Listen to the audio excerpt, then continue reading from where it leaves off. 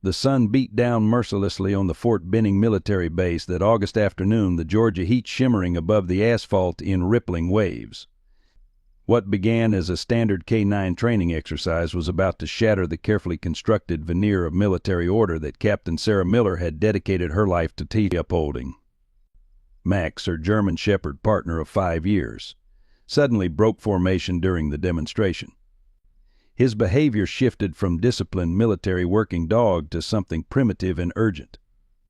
He darted away from the training scenario, ears erect, body rigid with purpose, moving with singular focus toward an old M1 Abrams tank that had been decommissioned and sealed nearly a year ago. Mac's heel, Sarah called sharply, but the command that had never failed before fell on deaf ears. The German Shepherd reached the tank and began scratching frantically at the heavy metal hatch, his nails scraping against steel with a sound that made the assembled officers wince. Within moments, blood began to smear the green-gray surface. "Get your dog under control, Captain." Colonel Harrison barked, his face darkening as he stepped forward from the group of visiting dignitaries. But Max continued his desperate assault on the metal, whining now not with pain, but with a chilling urgency that Sarah had only heard once before, when he'd located a child buried in rubble after a tornado. Blood pooled beneath his paws as his nails tore against the unyielding surface, yet he wouldn't stop. "There's something in there," Sarah said, her voice barely audible as she approached the tank. "Sir, I believe we need to open this hatch." Colonel Harrison's expression hardened. "That tank was sealed under my direct orders, Captain. Your dog is compromising $1 million piece of equipment." But Max's eyes never left the tank, his body trembling with determination, bloody paw prints marking each desperate attempt to reach whatever or whoever was trapped inside. "Sir," Sarah persisted, meeting the colonel's gaze directly, "Max has never been wrong." The tension stretched like a wire about to snap as Sarah reached for her radio, knowing that the next word she spoke would change everything. When Captain Sarah Miller first spotted Max at the county animal shelter 5 years ago, he was a skeletal shadow of the magnificent German Shepherd he would become. Abandoned with a laceration across his flank and a deep distrust for humans, the 2-year-old dog had been scheduled for euthanasia. Something in his intelligent eyes called to Sarah, a resilience that mirrored her own. "He's not suitable for adoption," the shelter worker had warned. "Too aggressive, too unpredictable." But Sarah, fresh from her promotion to the K-9 training division at Fort Benning, saw something different. "He's not aggressive," she'd replied, watching Max carefully. "He's traumatized. There's a difference." 3 months of patient rehabilitation in her small off-base home had transformed Max from a defensive, snarling creature to a loyal companion. Another 6 months of specialized training had revealed his extraordinary gifts, an olfactory sensitivity that exceeded any dog in the program, and an intuitive intelligence that sometimes left even veteran handlers speechless. Max could detect explosives hidden in impossible locations, track people through water and dense woodland, and had an almost uncanny ability to sense human distress beneath layers of concealment. Now, at 7 years old, Max had become something of a legend on base. He had located 3 missing children in a national forest after a camping trip went wrong, discovered survivors in collapsed buildings after the Atlanta tornado, and once detected an IED that would have killed a dozen soldiers during a training exercise. The bond between him and Sarah was something beyond handler and dog. They moved together as if connected by an invisible thread, communicating through nearly imperceptible signals. Sarah herself had risen steadily through the ranks, her precise attention to detail and unwavering ethical standards making her both respected and occasionally resented. At 34, her athletic build and perpetually wind-burned complexion spoke of someone who spent more time outdoors than behind a desk. The tightness around her green eyes and the single streak of premature silver in her brown hair were the only visible signs of the deep grief she still carried from her father's death 10 years ago. A car accident with details she had never fully accepted. Colonel Richard Harrison commanded Fort Benning with the confidence of a man who had spent 30 years earning his authority. His chest heavy with medals from 3 tours in Afghanistan and 1 in Iraq, he was respected, feared, and widely considered bound for a general star. At 58, his close-cropped silver hair and impeccable uniform projected the perfect image of military leadership. Harrison had been a mentor to Sarah early in her career, recognizing her talent long before others. He had also served alongside her father, a connection that had once brought her comfort. Thomas Wright was someone Sarah knew only professionally, an unassuming civilian accountant who worked with military contracting. Quiet, methodical, and unmemorable in almost every way, Wright had disappeared 11 months ago. The official story was that he had resigned and moved to Arizona to care for an ailing parent. Few had questioned this explanation, fewer still had missed him. James Cooper remained something of a legend in whispered conversations. Once a decorated detective with the military police, his spectacular fall from grace 3 years earlier had become a cautionary tale. Cooper had made allegations against several high-ranking officers claiming evidence of corruption involving military land being sold off to private developers. When he couldn't produce irrefutable proof, he was discredited, discharged, and his reputation systematically destroyed. Last Sarah had heard he was living somewhere in the mountains, a recluse consumed by failed vendetta. What connected these disparate individuals? A loyal dog, a dedicated officer, a powerful colonel, a missing accountant, and a disgraced detective. It was about to become terrifyingly clear as blood dripped from Max's torn paws onto the sun-baked concrete beside the sealed tank. Beyond the high fences of Fort Benning, vast tracts of what had once been military training grounds had been transformed over the past 5 years. Luxury housing developments with names like Patriot Hills and Veterans Valley had sprung up where soldiers once trained. The speed of development had raised eyebrows among some locals, but the economic boost was welcome in a region hungry for investment. Few questioned where the money came from or how the land transfers had been approved so quickly. Even fewer connected the rapid prosperity of certain officers with the disappearance of thousands of acres from military control. As Sarah placed her hand gently on Max's heaving side, feeling the tension in his powerful frame, she had no way of knowing that his bloody determination would tear open a conspiracy stretching from the Pentagon to Wall Street, or that by nightfall, both their lives would be in imminent danger. The standoff beside the tank lasted 11 excruciating minutes. Colonel Harrison's face had darkened to a dangerous crimson, his authority visibly challenged before the assembled officers and visiting congressional aides. But Max's desperate pawing and the blood now pooling beneath his feet created a spectacle impossible to dismiss. Finally, Sarah made the decision that would alter the course of countless lives. "Sergeant Wilson, get the mechanics here with their tools. Now." Her voice carried the unmistakable ring of command, despite Harrison's sputtering objections. "Captain Miller, you are directly contradicting my orders," Harrison growled, stepping close enough that only she could hear his next words. "This will end your career." Sarah met his gaze unflinchingly. "With respect, sir, if there's someone in there, this is about more than my career." The tank's hatch had been welded shut, requiring a portable cutting torch. The basefire crew stood by as sparks cascaded across the dusty parade ground. Max never moved from his position, his entire body trembling with exhaustion, but his eyes fixed on the hatch with unwavering concentration. When the final seal broke and the heavy metal groaned open, the assembled crowd collectively recoiled at the stench that rushed out. "Jesus Christ," muttered the technician, stumbling backward. Sarah pushed forward, flashlight in hand, with Max pressing against her leg. The beam cut through the darkness inside the tank, revealing a nightmare Sarah would never forget. Curled in the corner of the cramped compartment lay a human form, emaciated, filthy, but unmistakably alive. The man's eyes, sunken into his skull, blinked painfully against the sudden light. His lips, cracked and bleeding, moved silently. "Get medical here now," Sarah shouted, already lowering herself into the tank. The space was oppressively hot, the air thick with the smell of human waste and desperation. "Sir, you're safe now. We're getting you help." The man's bony fingers clutched weakly at her uniform. "Miller," he rasped, his voice a painful whisper from months of disuse. "Captain Miller?" Sarah froze. "Yes, I'm Captain Miller." "How do you know me?" "Your father," the man wheezed. "Trusted your father." A shock of recognition finally cut through Sarah's adrenaline. This wasted figure was Thomas Wright, the missing accountant. Max had somehow detected his presence through sealed metal and nearly a year of abandonment, a feat that defied explanation.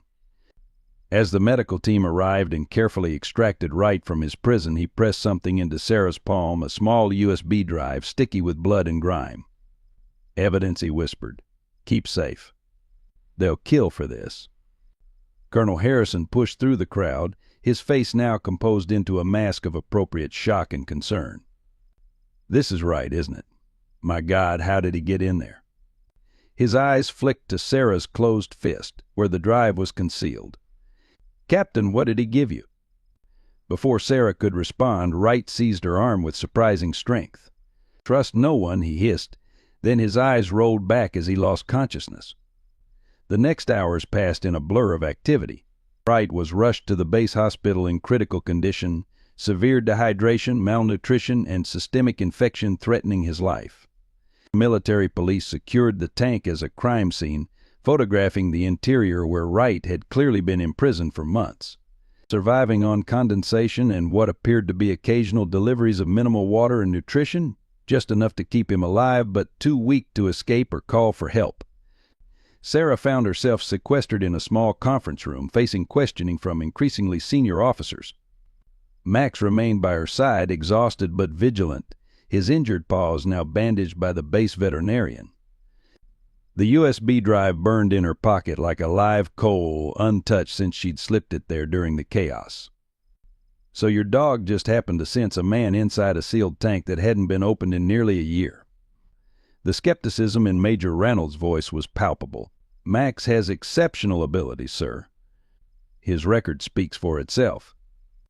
"And Wright spoke to you. What exactly did he say?" Sarah maintained her composure, reporting only that Wright had recognized her as Captain Miller and had been too weak to communicate further. The lie sat uncomfortably, but the warning in Wright's eyes had been unmistakable. Until she understood what was happening, caution seemed the wisest course. It was past midnight when she was finally permitted to leave. Colonel Harrison intercepted her in the parking lot, his earlier anger now replaced with paternal concern. "Sarah, this has been a hell of a day. I've spoken with the base commander and the MPs. Given your exemplary record and Max's remarkable discovery, we're treating this as an unprecedented rescue rather than an incident of insubordination." He placed a hand on her shoulder. "You should take a couple of days off. This kind of thing can be traumatizing." "Thank you, sir, but I'm fine. I'd prefer to follow up on Wright's condition." Harrison's smile tightened almost imperceptibly. "The doctors say he's unlikely to regain consciousness soon, if at all. You've done your part, Captain. Now let the investigation take its course." Sarah nodded agreement, but even as she drove home through the quiet streets of Columbus, Georgia, a deep unease had settled in her stomach. Max sat alert in the passenger seat despite his exhaustion, his eyes scanning the road ahead with unusual intensity. In her small bungalow, with doors locked and curtains drawn, Sarah finally removed the USB drive from her pocket. The plastic was scratched and dirty, but appeared intact. Hesitating only briefly, she connected it to her personal laptop, disconnected from any network. The drive contained dozens of financial records, internal memos, and what appeared to be recordings of conversations. Scanning through the documents, Sarah felt her world tilting on its axis. The evidence was complex but unmistakable, a massive scheme involving the illegal sale of military lands to private developers, with profits funneling through a maze of shell companies. Names of high-ranking officers, including Colonel Harrison, appeared repeatedly in connection with bribes and payoffs. Falsified environmental reports, forged signatures, manipulated property assessments. The fraud was breathtaking in its scope and audacity. Most disturbing were the references to neutralizing obstacles, including a list of individuals who had raised questions about the land deals. Thomas Wright's name was on the list, as was James Cooper's. And at the bottom, dated 10 years earlier, was another name that stopped Sarah's breath: Major William Miller, her father. The car accident that had killed him had never made sense to Sarah. Her father was a meticulous driver, and the single-vehicle crash on a clear day had always felt wrong. Now, staring at his name on a list of obstacles, the truth hit her with physical force. She rushed to the bathroom, barely making it before her dinner came violently back up. Max whined softly outside the bathroom door, his intuition once again reaching beyond normal canine understanding. When Sarah emerged, pale and shaking, he pressed against her leg as she returned to the computer. By dawn, she had reviewed enough to understand the magnitude of what she possessed. This wasn't just corruption, it was conspiracy on a massive scale involving billions of dollars and dozens of officials. Wright had documented everything meticulously, building a case that could bring down some of the most powerful people in the military. And now Sarah had to decide what to do with it. She was showering, trying to clear her head when Max began barking, 3 sharp alerts, his signal for danger. Wrapping a towel around herself, Sarah moved quickly to the bedroom where her service weapon was stored. The sound of breaking glass from the kitchen confirmed Max's warning. Someone was in her house. Heart pounding, Sarah chambered around in her Beretta as silently as possible. Max stood at the bedroom door, hackles raised, his bandaged paws forgotten as he prepared to defend her.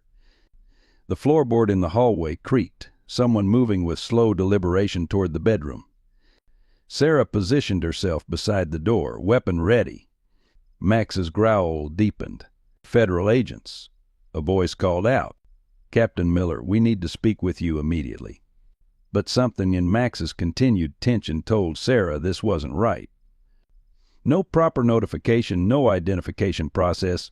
This wasn't protocol for any legitimate agency. The bedroom door began to open slowly. Max launched himself at the intruder with explosive force, his powerful body becoming a weapon. A man's scream was cut short as they crashed to the floor in the hallway. Sarah rounded the doorway, weapon raised, to find Max pinning a man in black tactical gear to the ground, teeth bared inches from his throat. A second intruder appeared at the end of the hallway, raising a weapon. Sarah fired first, her shot hitting his shoulder and spinning him against the wall. The momentary distraction was enough for the first man to drive a knee into Max's injured paw. The dog yelped in pain but maintained his hold. "Max, secure," Sarah commanded, moving forward to cover both intruders with her weapon. "Don't move," she ordered the wounded man who was clutching his bleeding shoulder. The man pinned by Max snarled, "You have no idea what you're involved in, Miller. This goes higher than you can imagine." "Who sent you?" Sarah demanded. Instead of answering, the man suddenly thrust his hand into his pocket. Sarah tensed, but before either she or Max could react, he had popped something into his mouth. "No," Sarah lunged forward, but it was too late. The man convulsed violently, foam bubbling from his lips as Max jumped clear. Within seconds, his body went rigid, then limp.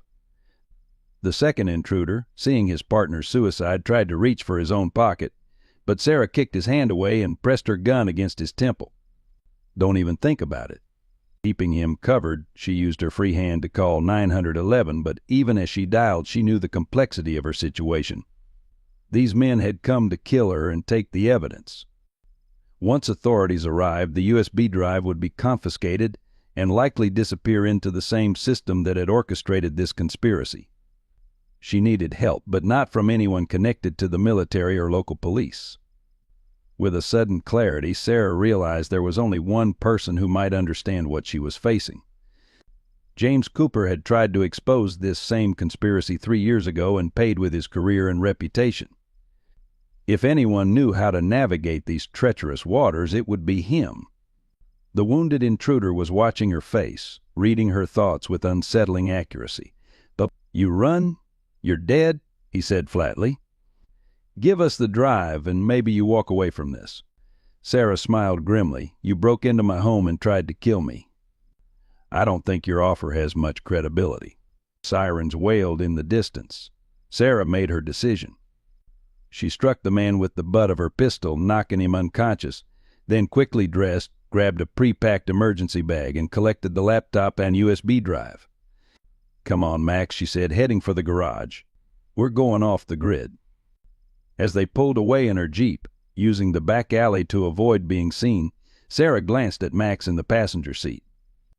One of his bandaged paws was now soaked with fresh blood from the confrontation, but his eyes were alert, fixed on the road ahead. "I don't know how you knew, boy," she murmured, reaching over to gently stroke his head, but you've started something bigger than both of us. The German shepherd leaned briefly into her touch, then returned to his vigilant watch as they drove into the uncertain dawn, leaving behind the only life Sarah had ever known. Finding James Cooper proved more challenging than Sarah had anticipated. The former detective had deliberately made himself difficult to locate after his disgrace, retreating to the shadows of a system he no longer trusted. Sarah and Max spent their first night as fugitives in a small motel outside of Atlanta, paid for with cash registered under a false name. With the motel room door double-locked and a chair wedged beneath the handle, Sarah carefully rebandaged Max's injured paws while the German shepherd watched her with patient, trusting eyes. "What have we gotten ourselves into, boy?" she murmured, gently wrapping gauze around his bloody paw. Max's only response was to lick her hand once, a gesture of unwavering loyalty that tightened her throat with emotion. Sarah had disabled her phone's tracking features but kept it powered for one final task, a secure message to an old academy friend who had once mentioned knowing Cooper's whereabouts. The reply came at 3 a.m., startling her from a fitful sleep. "Blue Ridge Cabin 17, LEJ. Tell him Charlotte sent you. Destroy this phone now." By dawn, Sarah had purchased a used Toyota with cash from a private seller, transferred her essential supplies, and left her Jeep abandoned in a long-term parking lot. The phone, factory reset and shattered, lay in pieces across 3 different dumpsters. Max sat alert in the passenger seat as they headed north into the Georgia mountains, his watchful gaze scanning each passing vehicle with military precision. The Blue Ridge Mountains welcomed them with misty valleys and winding roads that seemed designed for disappearing. LEJ, a small town nestled among the peaks, had the sleepy atmosphere of a place where strangers were noticed but not necessarily welcomed. Sarah found the dirt road leading to the cabin rentals without difficulty, but slowed as they approached, instinct and training making her cautious. "What do you think, Max?" she asked quietly. The German shepherd's ears were forward, his posture alert but not alarmed, a good sign. Cabin 17 sat apart from the others, partially hidden by a stand of pine trees. A battered truck was parked alongside, its mud-splattered license plate illegible. As Sarah pulled up and cut the engine, the cabin door opened, revealing a bearded man holding a shotgun with casual competence. "Private property," he called, not raising the weapon but making its presence clear. "Charlotte sent me," Sarah replied, staying beside the car, one hand resting on Max's back. The man's posture shifted subtly. "Charlotte's been dead 15 years. Then she sends her regards from the grave." A tense silence stretched between them before the man lowered his shotgun slightly. "You're military," he observed. "K-9 unit, judging by your partner there. Captain Sarah Miller, Fort Benning." She paused, then added, "At least I was until yesterday." Something flickered in the man's eyes, recognition perhaps, or simply wariness. "What does Captain Miller want with a washed-up detective?" "The same thing you wanted 3 years ago. Evidence of land fraud and corruption at Fort Benning." Except now I have proof." Sarah met his gaze steadily. "And people have already tried to kill me for it." James Cooper studied her for a long moment, his weathered face impossible to read. Finally he stepped back from the doorway.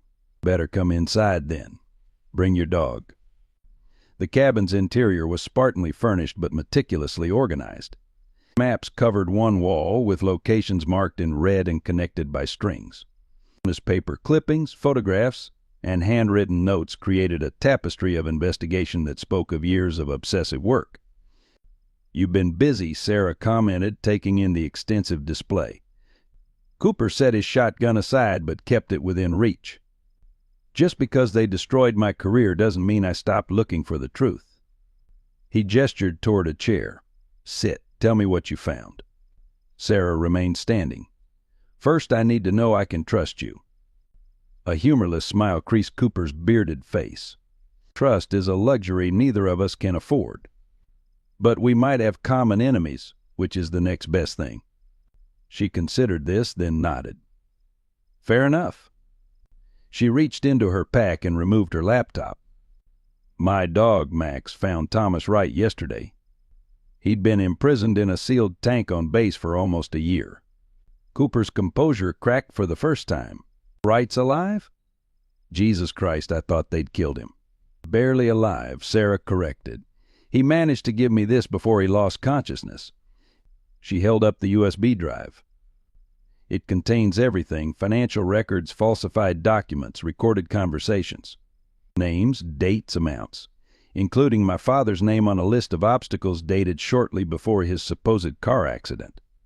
Cooper's expression softened slightly. William Miller. I remember him. Good man, asked too many questions. He paused.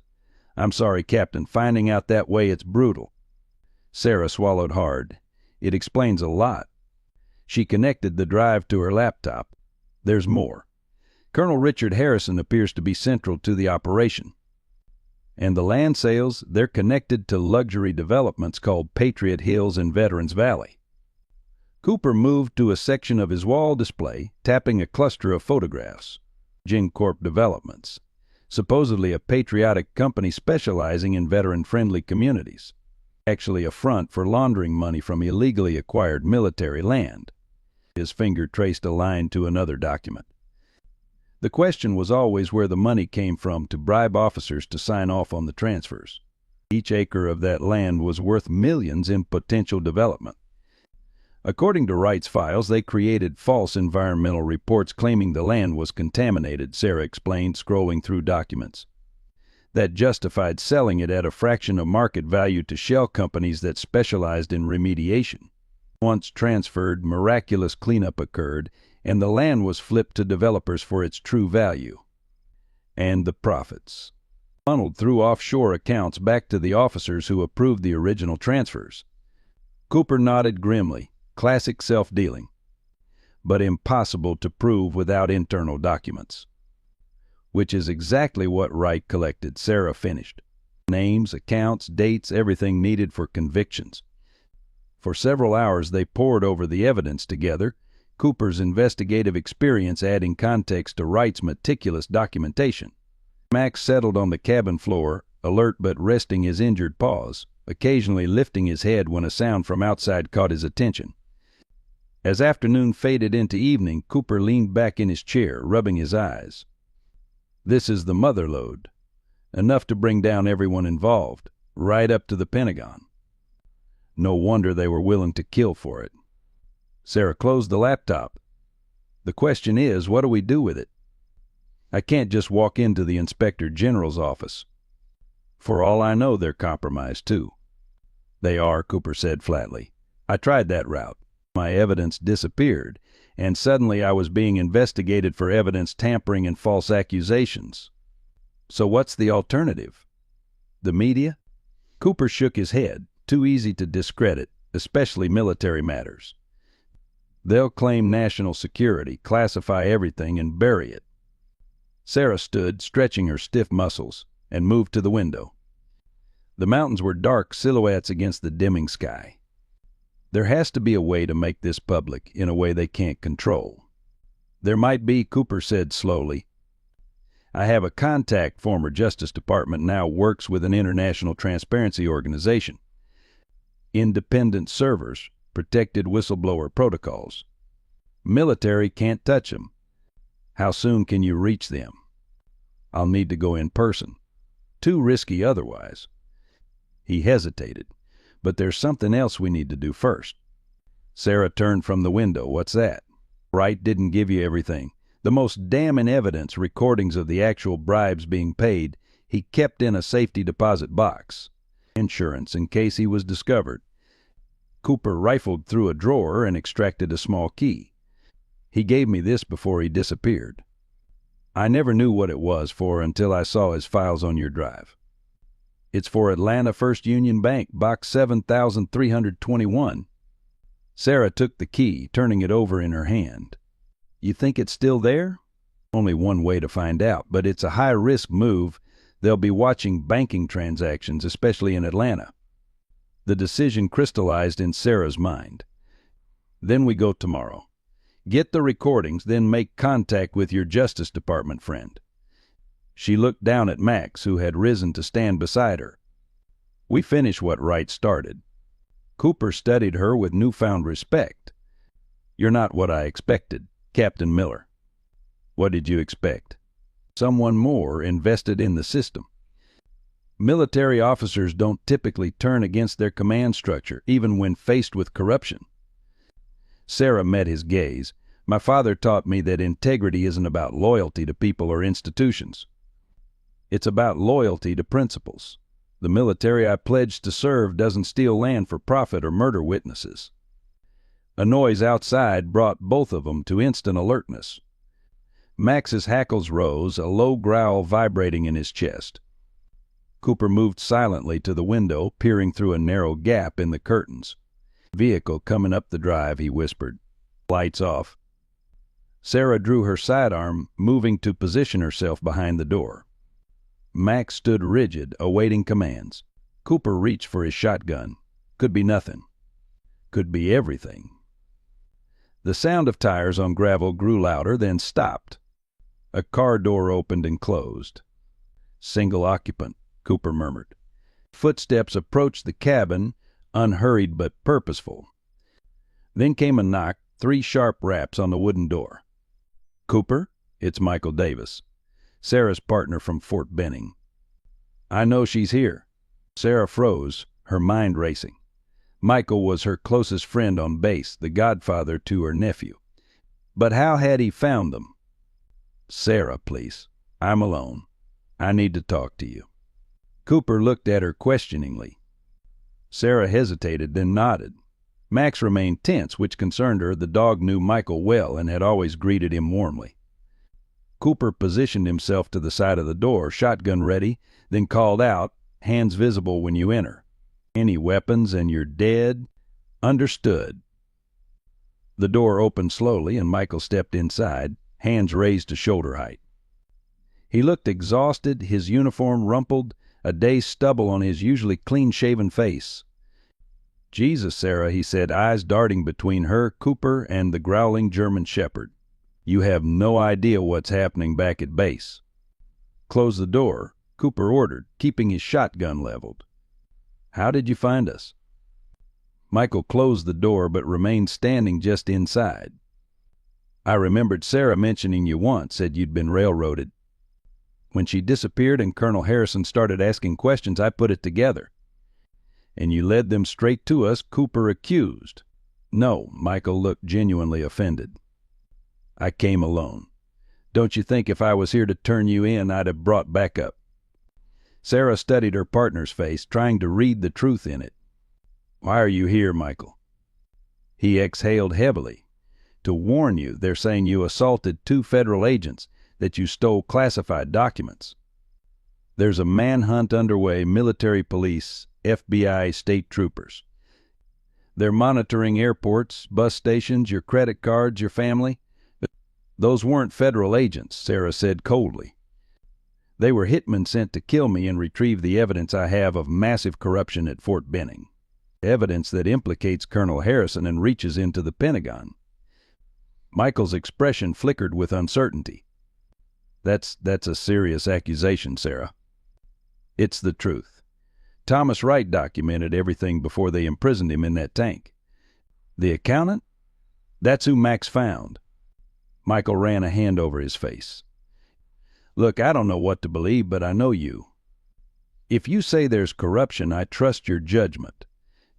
But you can't win this fight alone. Come back with me, bring your evidence to the Inspector General. I'll stand with you.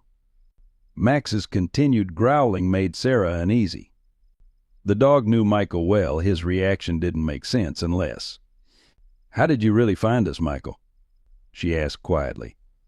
Cooper tensed, picking up on her shift in tone. Michael's eyes darted to the exit. I told you. The truth, Sarah demanded, raising her weapon. And now. A change came over Michael's face, a hardening, a resignation. They have my sister, he said flatly. Cancer treatment, experimental, $200,000.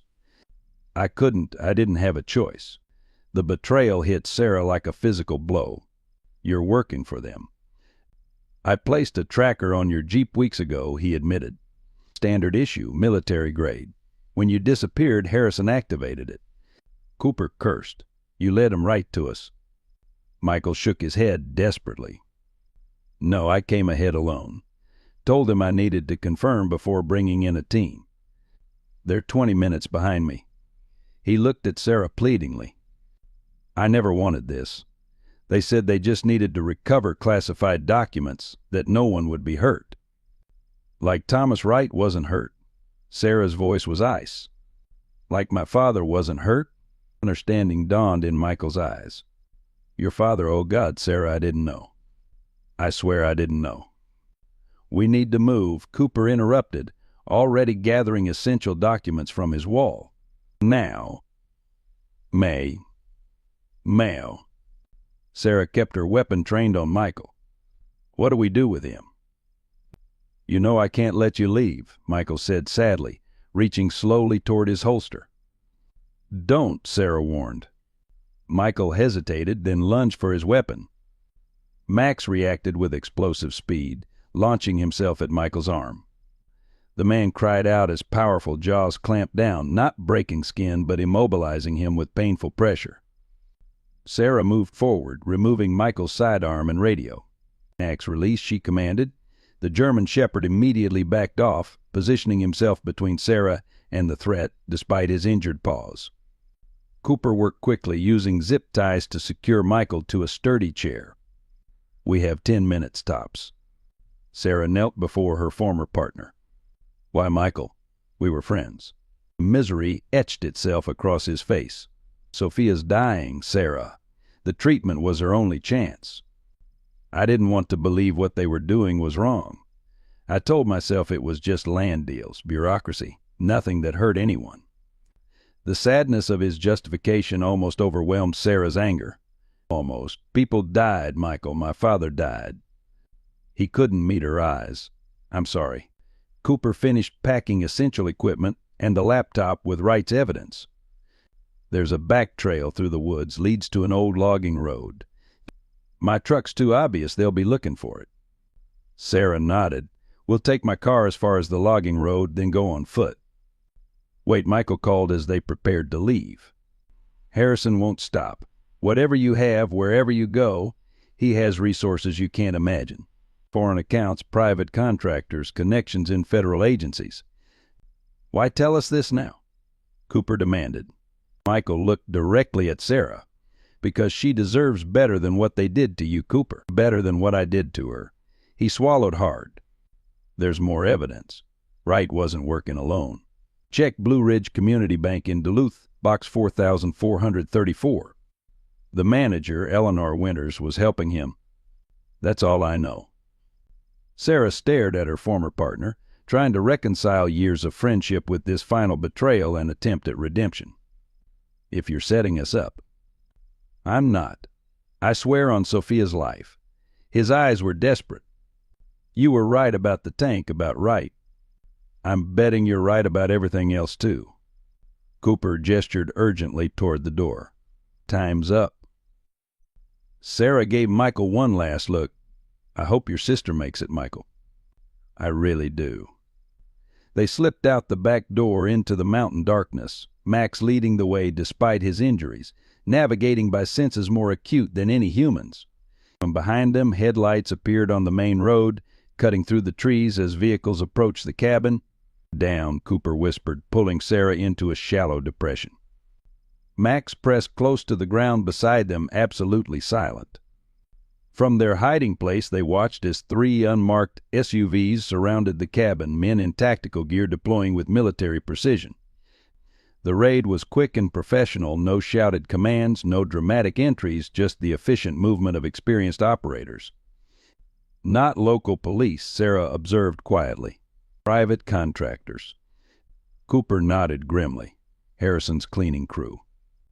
They remained motionless until the team had entered the cabin, then used the distraction to slip away into the deeper forest. The mountain terrain was challenging, especially in the darkness, but Max moved with confident purpose, selecting paths that minimized noise and maximized cover.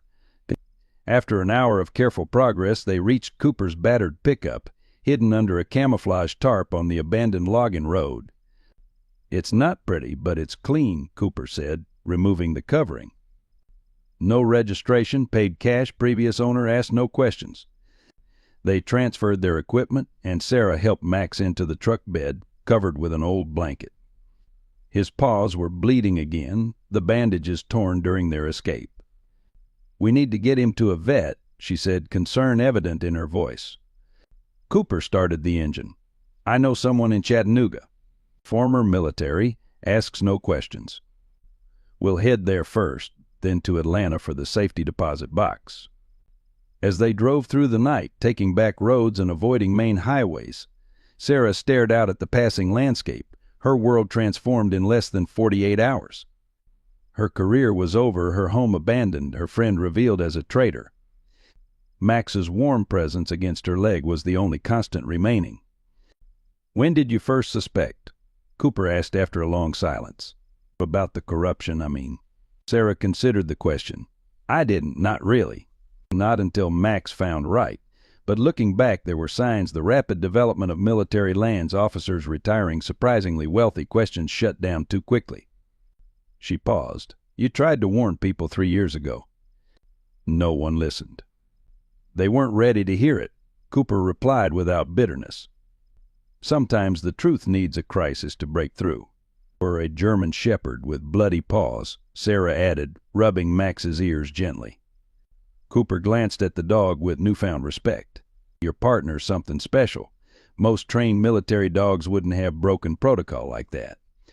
Max has always had intuition, beyond his training." Sarah smiled faintly. "My father would have loved him." They drove on through the night, fugitives carrying evidence that could shake the Pentagon to its foundations, guided by the bloody determination of a dog who had refused to accept that some secrets should remain buried. Dawn broke in streaks of amber and rose as Cooper's truck rattled into the outskirts of Chattanooga. They had changed vehicles twice during the night, abandoning the pickup at a truck stop and continuing in a weathered sedan Cooper had arranged through channels he refused to explain. Max had slept fitfully in the back seat, his injured paws rewrapped with first aid supplies purchased at an all-night pharmacy. Sarah's eyes burned with fatigue, her military training the only thing keeping her alert after 36 hours without real sleep. 2 more blocks, Cooper muttered, navigating through a neighborhood of small industrial buildings and repair shops just waking to the new day. Dr. Winters keeps a low profile. Another relative of Eleanor Winters at the bank. Sarah asked, remembering Michael's parting information. Cooper shook his head. "No connection I know of. Just a coincidence of names." He pulled into an alley behind what appeared to be an auto repair shop, cutting the engine. "Julian served as a veterinarian in Afghanistan, patching up military dogs after eye detection missions. Got disillusioned with the system, like many of us." Sarah gently roused Max, who came awake instantly, alert despite his exhaustion and pain. "Easy, boy. We're getting you help." The German shepherd licked her hand once, his trust absolute even in these unfamiliar circumstances. Cooper knocked on a metal side door, 3 taps, paused, 2 taps, a pattern that suggested established protocol. After a moment, the door opened to reveal a lean black man in his 50s, salt and pepper beard neatly trimmed, eyes sharp with intelligence and caution. James he acknowledged with a nod, then immediately focused on Max. "This your patient?" "Julian, this is Sarah Miller, former captain, K9 unit." "And her partner, Max." Dr. Winters stepped back, gesturing them inside. "Bring him through to the back. Let's have a look." The front of the building did indeed house a small auto repair business, but beyond a secured door lay a surprisingly well-equipped veterinary clinic. Clean, organized, with modern medical equipment partially hidden behind filing cabinets and storage containers. "Military." Dr. Winters asked Sarah as he helped Max onto an examination table. "Until 2 days ago," she replied. He nodded, understanding the implication. "And now you're in the wind, same as James here." He gently removed the bandages from Max's paws, his expression tightening at what he found. "These are defense wounds, and these—" He indicated older lacerations along Max's legs. "He found a man imprisoned in a sealed tank, scratched through metal to alert us." Dr. Winters whistled low. "Determined fellow, aren't you?" he said to Max, who watched him with intelligent eyes. German shepherds. Loyal to a fault. He began cleaning the wounds with practiced efficiency. "James, you want to tell me how much trouble follows these two?" Cooper, keeping watch through a small window, replied without turning. "High level, military corruption, land fraud, murder. They've deployed private contractors to find them."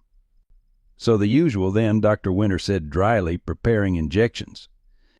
"This is for pain and infection," he explained to Sarah. "I'll need to stitch some of these deeper lacerations, but the good news is there's no permanent damage to the paw pads. He'll need to rest them for at least 3 days." Sarah winced. "We don't have 3 days." "Then you'll carry him when necessary," the veterinarian said firmly. "Otherwise he'll cripple himself permanently trying to keep up with you." He administered the injections with gentle skill. "I've seen too many good dogs worked until they break. Don't do that to him." Sarah stroked Max's head as the veterinarian worked. "I won't." For the next hour, Dr. Winters meticulously repaired Max's injuries, cleaning, stitching, bandaging each paw with careful attention. Cooper used the time to make a series of calls from a prepaid phone, speaking in coded language that suggested years of operating outside official channels. Sarah took the opportunity to clean up in a small bathroom, washing away 2 days of grime and examining a spreading bruise on her ribs from the fight in her home. When she returned, Max was resting comfortably on a padded mat, sedated but breathing evenly. Dr. Winters was packaging medications and fresh bandages while Cooper studied a map spread across a desk. "He'll wake in about an hour," the veterinarian explained. "The bandages need changing daily. These antibiotics are critical. Infection is the biggest risk now." He handed her a small kit of supplies. "And this is a special boot set for when he absolutely must walk. Military grade, designed for service dogs in the field." "Thank you," Sarah said sincerely. "What do we owe you?" Dr. Winters waved off the question. "James and I have an arrangement. Besides, I have a soft spot for military dogs. They serve without question, suffer without complaint." He glanced at the sleeping German shepherd. "Though this one seems exceptional even by those standards." "He is," Sarah confirmed, unable to hide the pride and affection in her voice. Cooper folded his map, joining them. "We need to move soon. I've confirmed the Atlanta bank location, and my contact with the Transparency Organization is standing by in Nashville. If we can secure the additional evidence from the safety deposit box, he'll arrange secure transport to their servers offshore." Dr. Winters raised an eyebrow. "Sounds like you're about to make powerful enemies even angrier." "They're already trying to kill us," Sarah pointed out. "Success would just give them a different reason." "Fair enough." The veterinarian considered them for a moment. "You'll need a different vehicle. The blue sedan in the repair bay is functional. Carburetor issue is fixed. It just needs to be picked up. Owner won't miss it for another 2 days." Cooper clasped the man's shoulder. "Julian, you're a continuing source of morally ambiguous salvation. Just don't get killed with it. I hate paperwork." He turned to Sarah. "There's a shower and cot in the back if you need rest. Your dog will be out for at least an hour, and you look like you're running on fumes." Sarah wanted to protest, but the bone-deep fatigue was becoming impossible to ignore. "Wake me if anything changes. Count on it." The small room behind the clinic was spare but clean, with a narrow cot that felt like luxury after 2 days on the run. Sarah set an inner alarm, 30 minutes no more, and was unconscious almost before her head touched the pillow. Her dreams were fragmented, chaotic. Her father's face, smiling at her from across the dinner table, then suddenly behind the wheel of a car, expression frozen in shock as it plunged from the road. Thomas Wright, emaciated and desperate, trying to speak words she couldn't hear. Colonel Harrison presenting her with a commendation medal, his smile never reaching his cold eyes. And Max, always Max, trying to lead her somewhere important, his paws leaving bloody prints for her to follow. She woke with a gasp precisely 30 minutes later, momentarily disoriented before reality reasserted itself. But after a quick shower that revived her somewhat, She returned to find Max still sleeping peacefully and Cooper deep in conversation with Dr. Winters. "We have a complication," Cooper announced without preamble. "My contact at the bank says there's been unusual activity, men in suits asking questions, reviewing security protocols. They're watching for us," Sarah concluded. "Should we abort?" Cooper shook his head. "The safety deposit box evidence is too important. But we'll need a different approach." He spread a blueprint across the desk. "The bank has a second entrance through the adjacent building, formerly connected businesses under the same owner. Most people don't know it exists, but Julian here used to handle the property security systems." Dr. Winters tapped a section of the blueprint. "Emergency exit, required by code but minimally monitored. The electronic lock is basic. With the right equipment you could access it, but you'd still need the box key and account information." "We have the key," Sarah confirmed. "What about the account verification?" "That's where it gets interesting," Cooper replied. "The account was established under the name Thomas Wright, but according to my contact there's a secondary authorization, Eleanor Winters." Sarah recalled Michael's parting information. "The bank manager at Blue Ridge Community Bank?" Michael said she was working with Wright. "Exactly. And given that both Julian and I have connections in the Atlanta financial community, I've arranged a meeting with her. She's willing to help access Wright's box, but only in person. She needs confirmation that we're not working for the people who took Wright. Can we trust her?" Cooper's expression was grim. "We don't have much choice." "But Julian vouches for her character, and she provided details about Wright that only a collaborator would know." The plan took shape over the next hour. Eleanor Winters would meet them at a coffee shop near Atlanta First Union Bank, verify their identity and intentions, then use her banking connections to escort Sarah through the secondary entrance as a security consultant. Cooper would monitor from outside, ready to create a diversion if necessary. Max would remain in the vehicle, his distinctive appearance and injuries too recognizable. "I don't like leaving him," Sarah admitted, watching as the German Shepherd began showing signs of waking from sedation. "You'll be 20 minutes, Max," Cooper assured her. "Any longer and something's gone wrong anyway." Dr. Winters provided them with new clothes, nondescript business attire that would blend in at a bank, and fake identification cards that looked impressively authentic. By mid-morning Max was awake, groggy but responsive, his eyes tracking Sarah's movements with unwavering focus despite the medication. "Hey, partner," she said softly, kneeling beside him. "Feeling better?" Max's tail thumped weakly against the floor, his usual enthusiastic greeting subdued by pain and medication. "You stay with James for a little while," she told him, scratching behind his ears the way he loved. "I'll be back before you know it." The German Shepherd's eyes held a depth of understanding that still sometimes startled her, even after years together. He whined softly, clearly reluctant to be separated. "It's the safest option for both of you," Cooper said from the doorway. "We need to move. Dr. Winters says the car is ready." Sarah gave Max a final reassuring pat, then stood, squaring her shoulders. "Let's finish this." They left Chattanooga in the borrowed blue sedan, Max resting in the back seat on a bed of blankets, his bandaged paws carefully elevated. The drive to Atlanta took just under 2 hours, tension building with each mile closer to their destination. Cooper drove with the hyper-awareness of someone accustomed to being hunted, taking random turns and doubling back occasionally to ensure they weren't followed. "Tell me about Eleanor Winters," Sarah requested as they approached the city outskirts. Cooper kept his eyes on the road. Mid-50s, career banker, widowed. Her husband was military, died in Afghanistan about 12 years ago. She and Wright connected through a veterans support group when he started noticing financial irregularities in the land deals. She helped him understand the banking side of the transactions. And she's willing to risk her career to help us. Why? Well, so. Same reason Wright did, I imagine. Same reason your father asked questions. Some people can't look away from corruption once they see it. He glanced at her briefly. Same reason you're here instead of following orders and looking the other way. Sarah nodded, understanding. Integrity isn't negotiable. For some people, Cooper agreed. Too few in my experience. They arrived in Atlanta shortly after noon, parking several blocks from the agreed meeting point. Sarah checked on Max, who was more alert now but clearly in pain despite the medication. "I'll be quick," she promised him, receiving a gentle lick on her hand in response. The coffee shop was busy with lunch patrons, perfect cover for their meeting.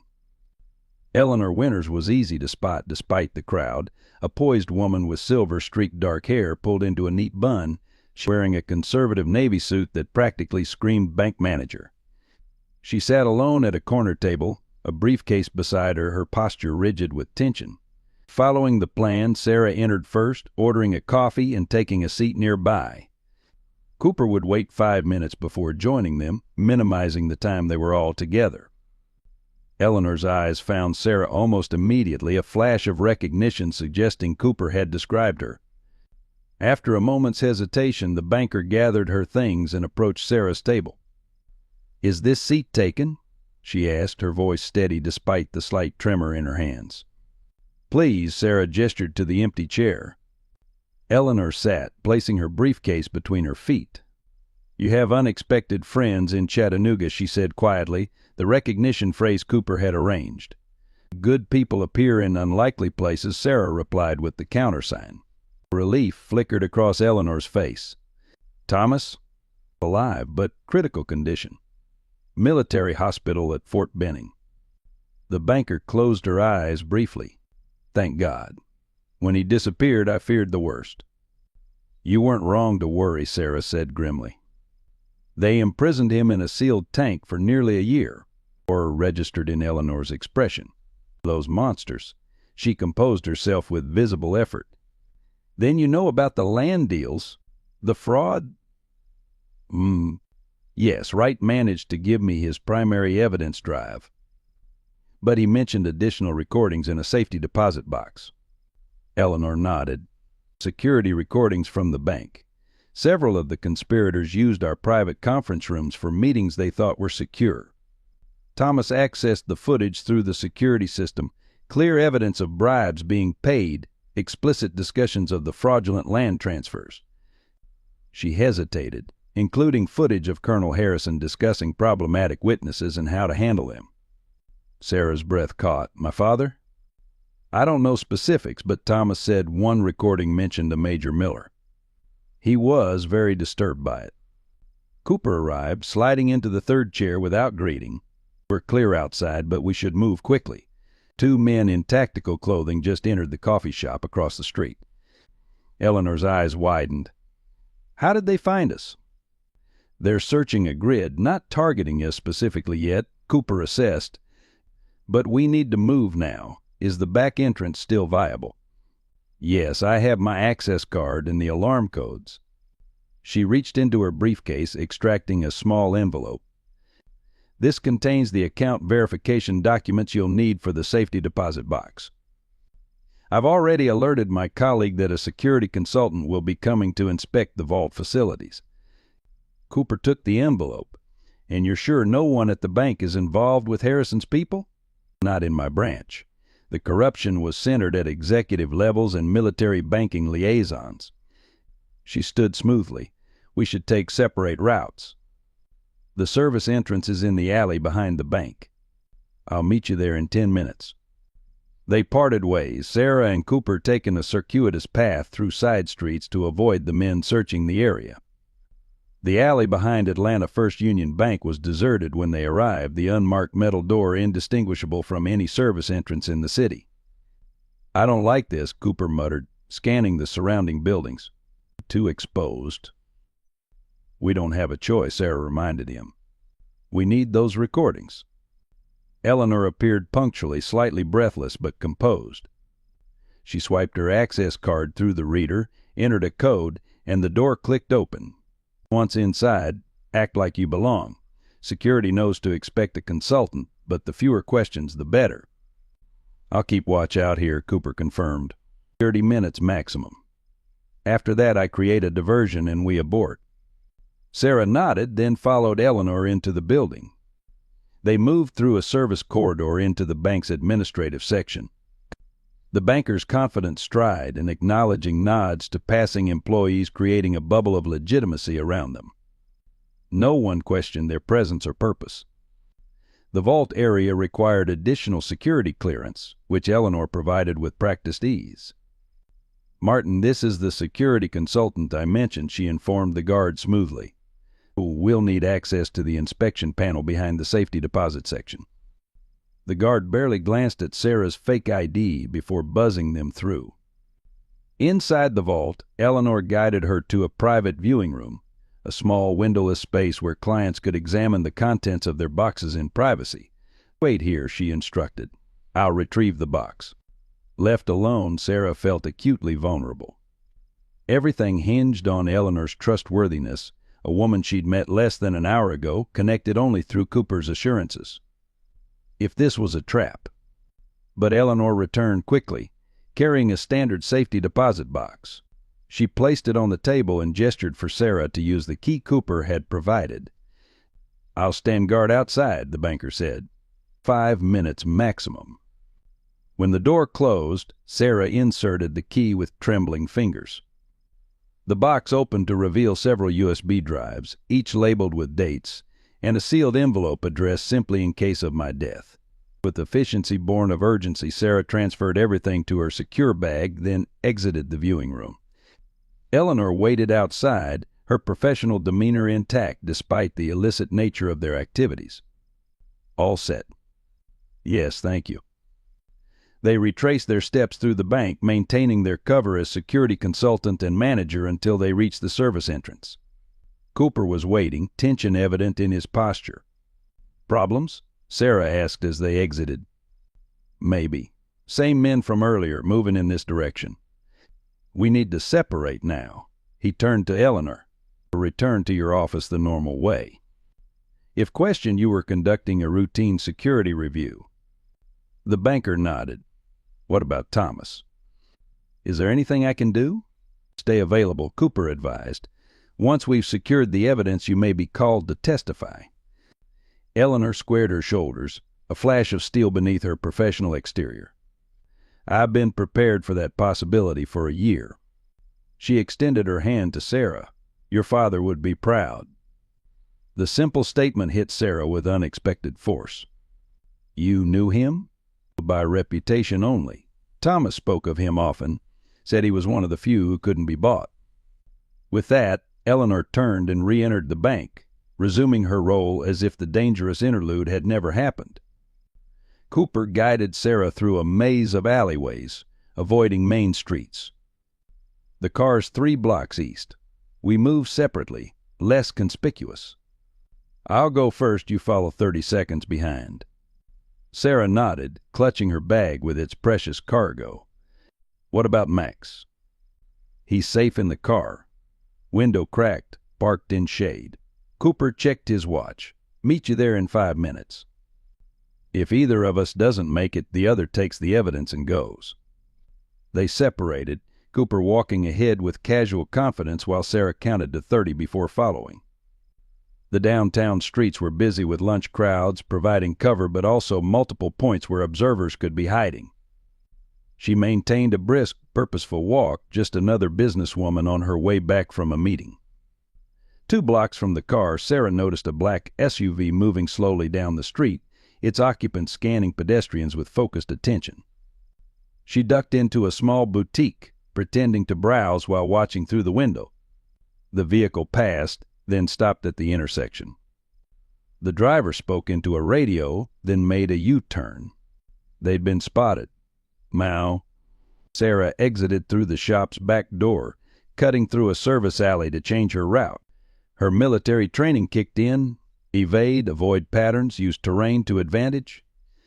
The urban landscape became a tactical environment, each storefront and alley a potential hiding place or ambush point. She reached the parking area from an unexpected direction, relieved to see no sign of the SUV. Cooper was already at the car, his posture alert but not alarmed. Max sat up in the back seat as Sarah approached, his ears forward in greeting despite his obvious pain. "Any problems?" Cooper asked as she slid into the passenger seat. Possible tail, black SUV, made evasive maneuvers. Sarah reached back to reassure Max with a gentle touch. "Did you see anything?" "Nothing obvious, but that doesn't mean they're not there." He started the engine. "We drive casual until we hit the interstate. Then we push it to Nashville. My contact is waiting." They pulled out of the parking space, maintaining normal speed and signaling properly at each turn, nothing to draw attention. Sarah kept watch through the side mirror, looking for signs of pursuit, while Cooper navigated through downtown Atlanta toward the interstate.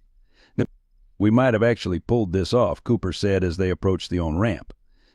The words had barely left his mouth when a black SUV identical to the one Sarah had spotted earlier cut sharply in front of him, forcing Cooper to slam on the brakes.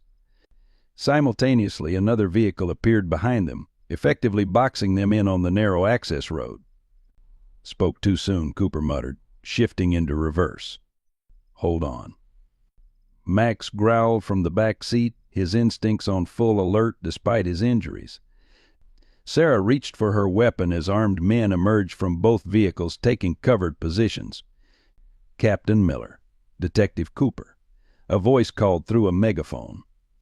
"This is a federal operation. Exit the vehicle with your hands visible." Cooper's eyes met Sarah's, a silent communication passing between them. "Those aren't feds," he said quietly.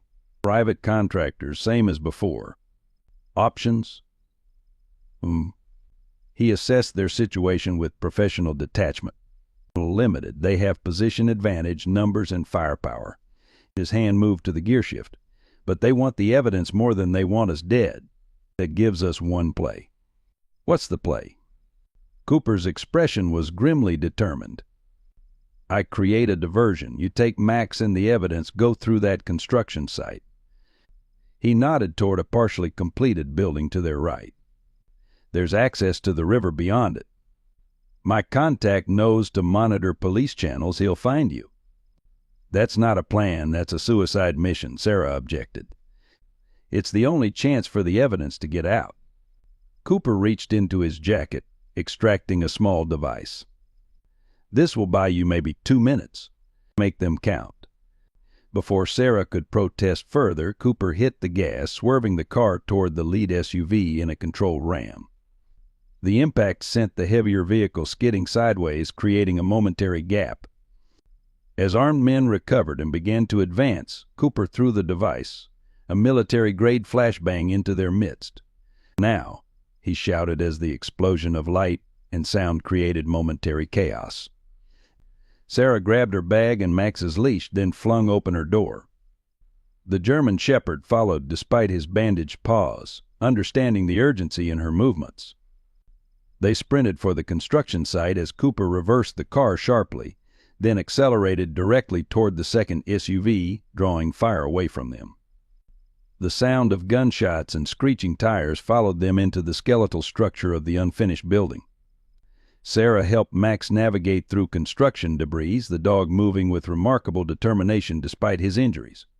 Behind them, she heard a louder crash, followed by shouting, Cooper's final diversion. "Come on, boy," she urged Max, fighting back tears as they pushed deeper into the labyrinthine construction site. "We have to keep moving." The German shepherd pressed forward, his loyalty overriding his pain, following Sarah's lead as they had done on countless missions before. But this time they weren't tracking a missing person or searching for explosives.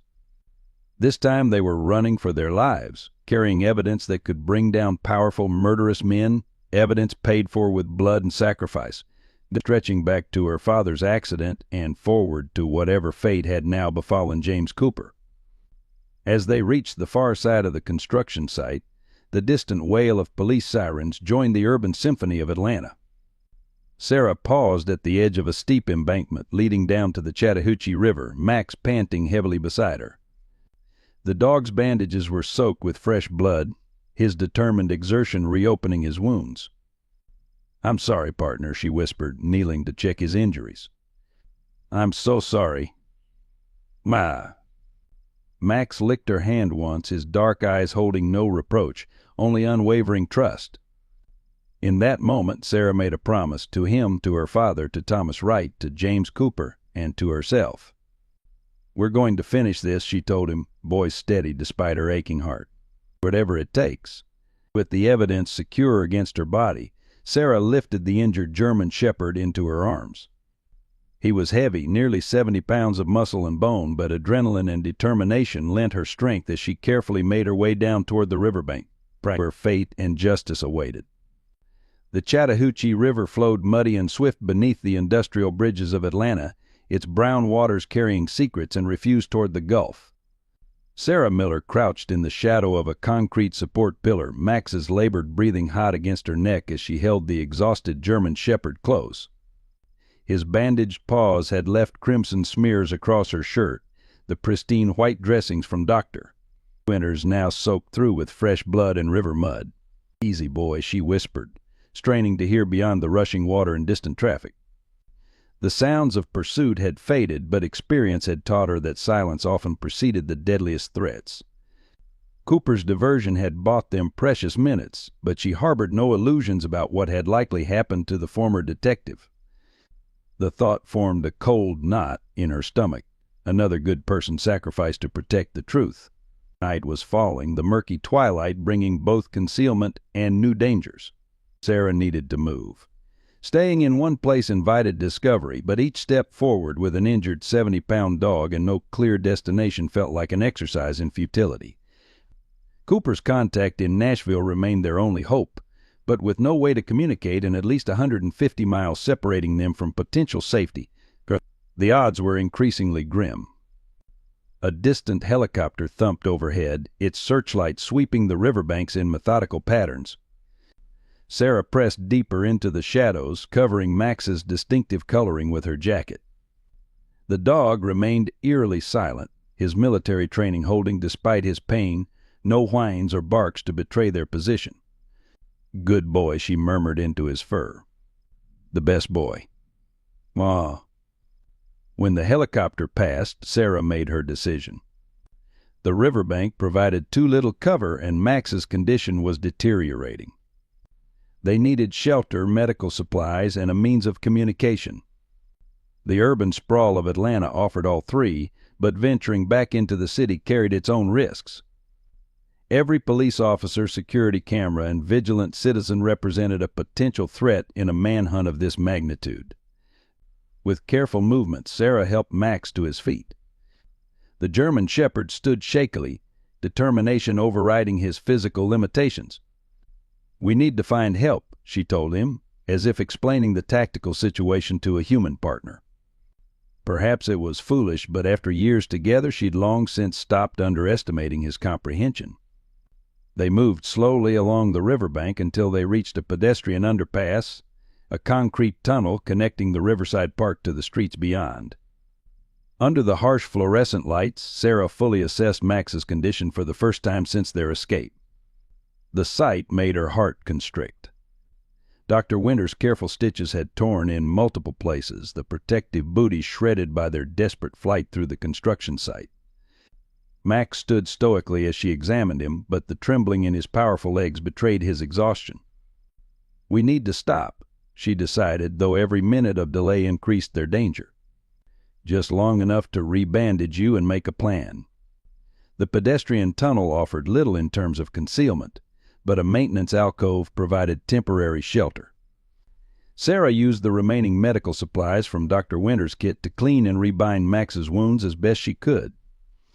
The German shepherd watched her face as she worked, his dark eyes reflecting the overhead lights.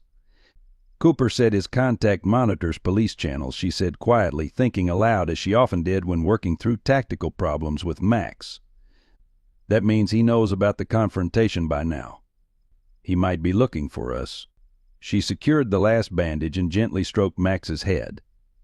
"But he doesn't know where we are, and neither do we." A noise at the tunnel entrance froze them both. Max's ears pricked forward, his body tensing despite his injuries. Sarah reached for her weapon, positioning herself between the dog and the potential threat. A homeless man shuffled into view, pushing a shopping cart laden with plastic bags and blankets. He paused when he spotted them, wariness and long experience with the dangers of street life evident in his weathered face. "Evening," he said cautiously, keeping his distance. Sarah lowered her weapon but kept it ready. Evening. Yes. The man's gaze took in her disheveled appearance, the blood-stained bandages on Max, and the alertness with which both regarded him. Understanding flickered in his eyes, the recognition of fellow travelers outside society's protection. "Military dog," he observed, nodding toward Max. "Served myself, back in Desert Storm, Engineering Corps." Sarah remained silent, unwilling to confirm or deny anything to a stranger, no matter how seemingly harmless. The man shuffled his cart a few feet closer. "Been watching the news on the TV in the shelter window. They're looking for a woman and a German shepherd. Something about stolen military secrets." He studied her face. Big reward. Sarah's finger tightened imperceptibly on her weapon. "Is that so?" "Mem." The man nodded, then unexpectedly smiled, revealing missing teeth. "Always did hate the brass. All shine and no substance." He reached into his cart and extracted a bottle of water, offering it toward her. "Dog looks thirsty." The simple kindness and implicit alliance momentarily overwhelmed Sarah's professional caution. "Thank you," she said, accepting the bottle. "Name's Walter," the man offered, keeping a respectful distance. "Got a spot under the Peachtree Bridge. Dry, hidden from the road. Cops don't bother checking it much." "Why are you helping us?" Sarah asked bluntly, even as she poured some water into her cupped hand for Max to drink. Walter shrugged. "Read between the lines on that news report. Military brass claiming national security while hunting a woman and a dog. Seen enough in my time to recognize a cover-up." He gestured vaguely downstream. "Bridge is half a mile that way. Safe until morning, at least."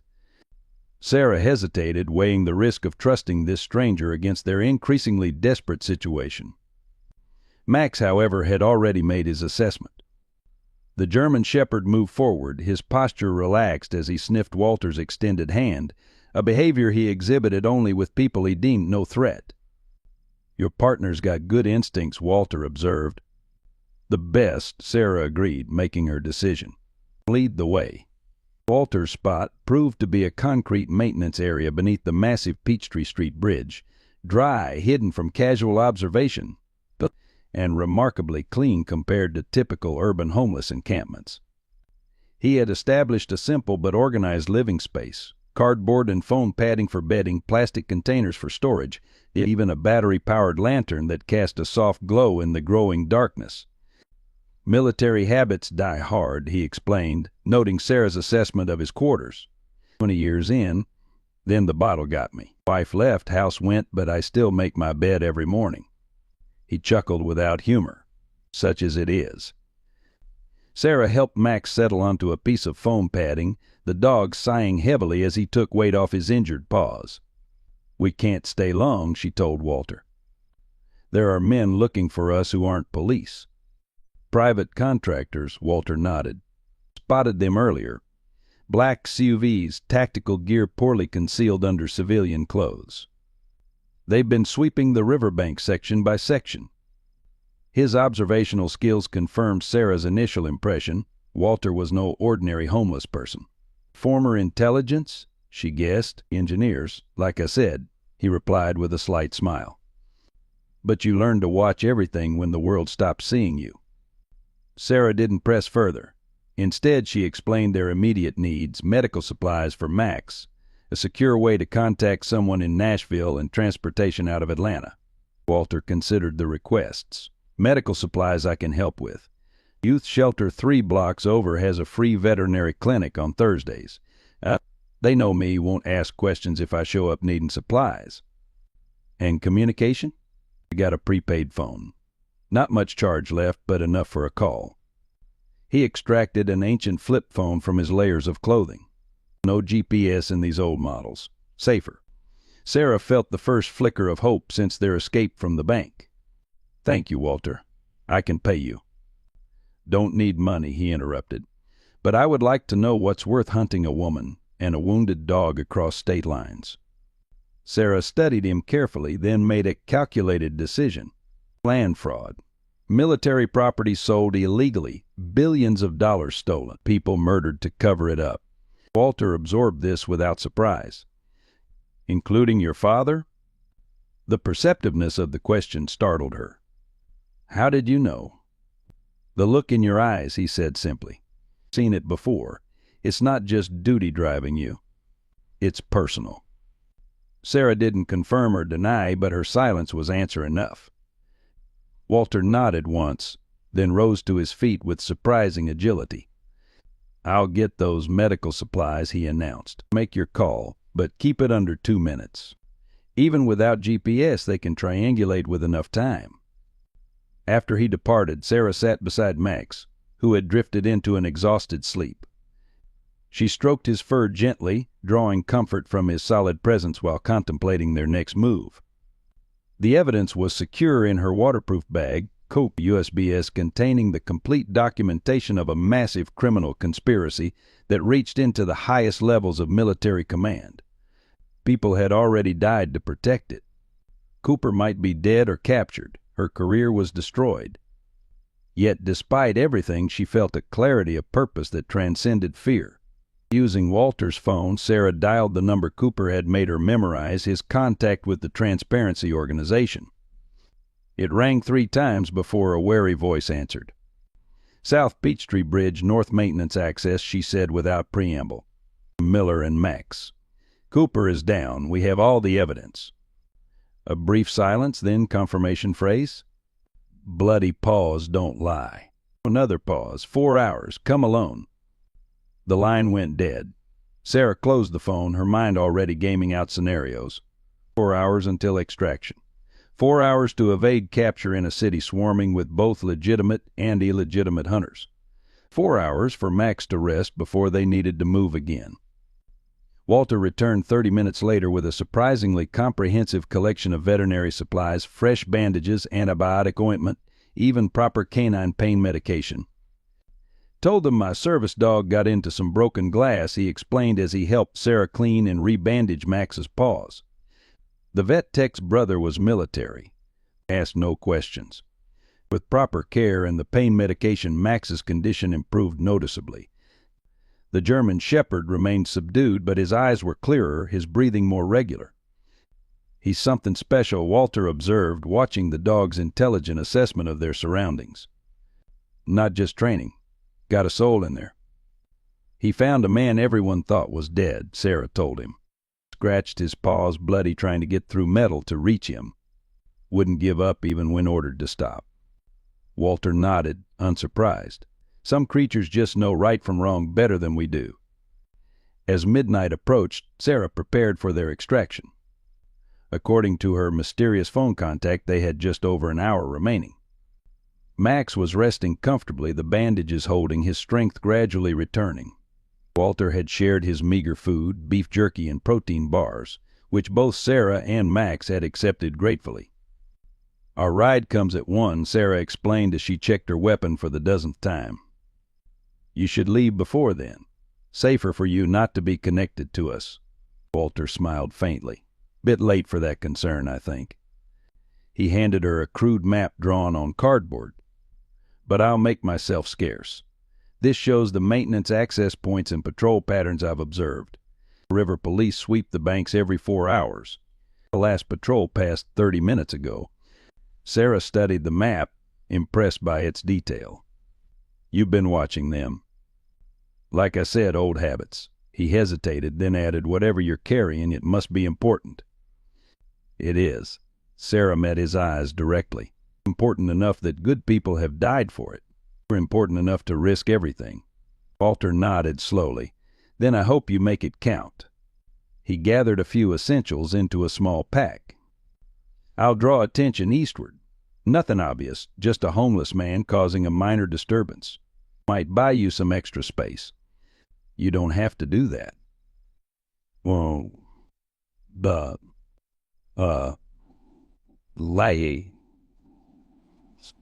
die. Maybe I want to serve my country one more time, he replied with dignity. Even if my country doesn't much want me anymore. The simple patriotism in his words touched something deep in Sarah. She had spent her adult life in service, believing in the institution she protected. The corruption she now carried evidence of had shaken that faith, but Walter's quiet integrity, a man with nothing left but his principles, it reminded her that the ideal was still worth fighting for, even when the reality fell short. "Thank you," she said simply. Walter offered a rusty but recognizable salute, which Sarah returned with military precision. Then he slipped away into the darkness beneath the bridge, leaving Sarah and Max alone for the final wait. At precisely 12:45 a.m., Sarah roused Max from his rest. The German shepherd came alert immediately, rising to his feet with only minimal stiffness. The pain medication and fresh bandages had done their work. He moved with reasonable comfort, though still far from his usual fluid grace. "Time to go, partner," she told him softly, securing her bag and checking her weapon one final time. Just a little further. They moved through the concrete supports of the bridge toward the northern maintenance access Walter had identified. The night was clear, a three-quarter moon casting silver light on the river's surface. Too much illumination for Sarah's preference, but the shadows beneath the bridge provided adequate concealment as they worked their way northward. A distant siren wailed briefly, then fell silent, perhaps Walter's distraction taking effect. Sarah offered a silent thanks to the homeless veteran as she and Max reached the maintenance ladder Walter had marked on his map. The metal rungs led upward to a service platform, and from there to a maintenance door that would give them access to the street level of the bridge. "I'll have to carry you," she told Max, eyeing the steep ladder. The German shepherd stood patiently as she secured her bag, then crouched to allow her to lift him.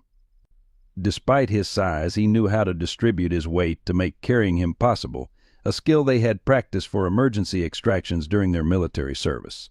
With Max cradled awkwardly against her chest, one arm supporting his weight while the other gripped the ladder, Sarah began the slow climb. Each rung required careful placement of her feet, the added weight making balance precarious. Max remained perfectly still, understanding the danger of movement in their position.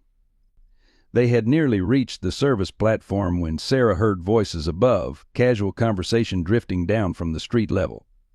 She froze, holding her position on the ladder, muscles burning with the strain of supporting both herself and Max without movement. "Sector 4 clear, moving to the river access points now." A professional voice, the tone suggesting military or paramilitary training. "Copy that. Any sign of the dog?"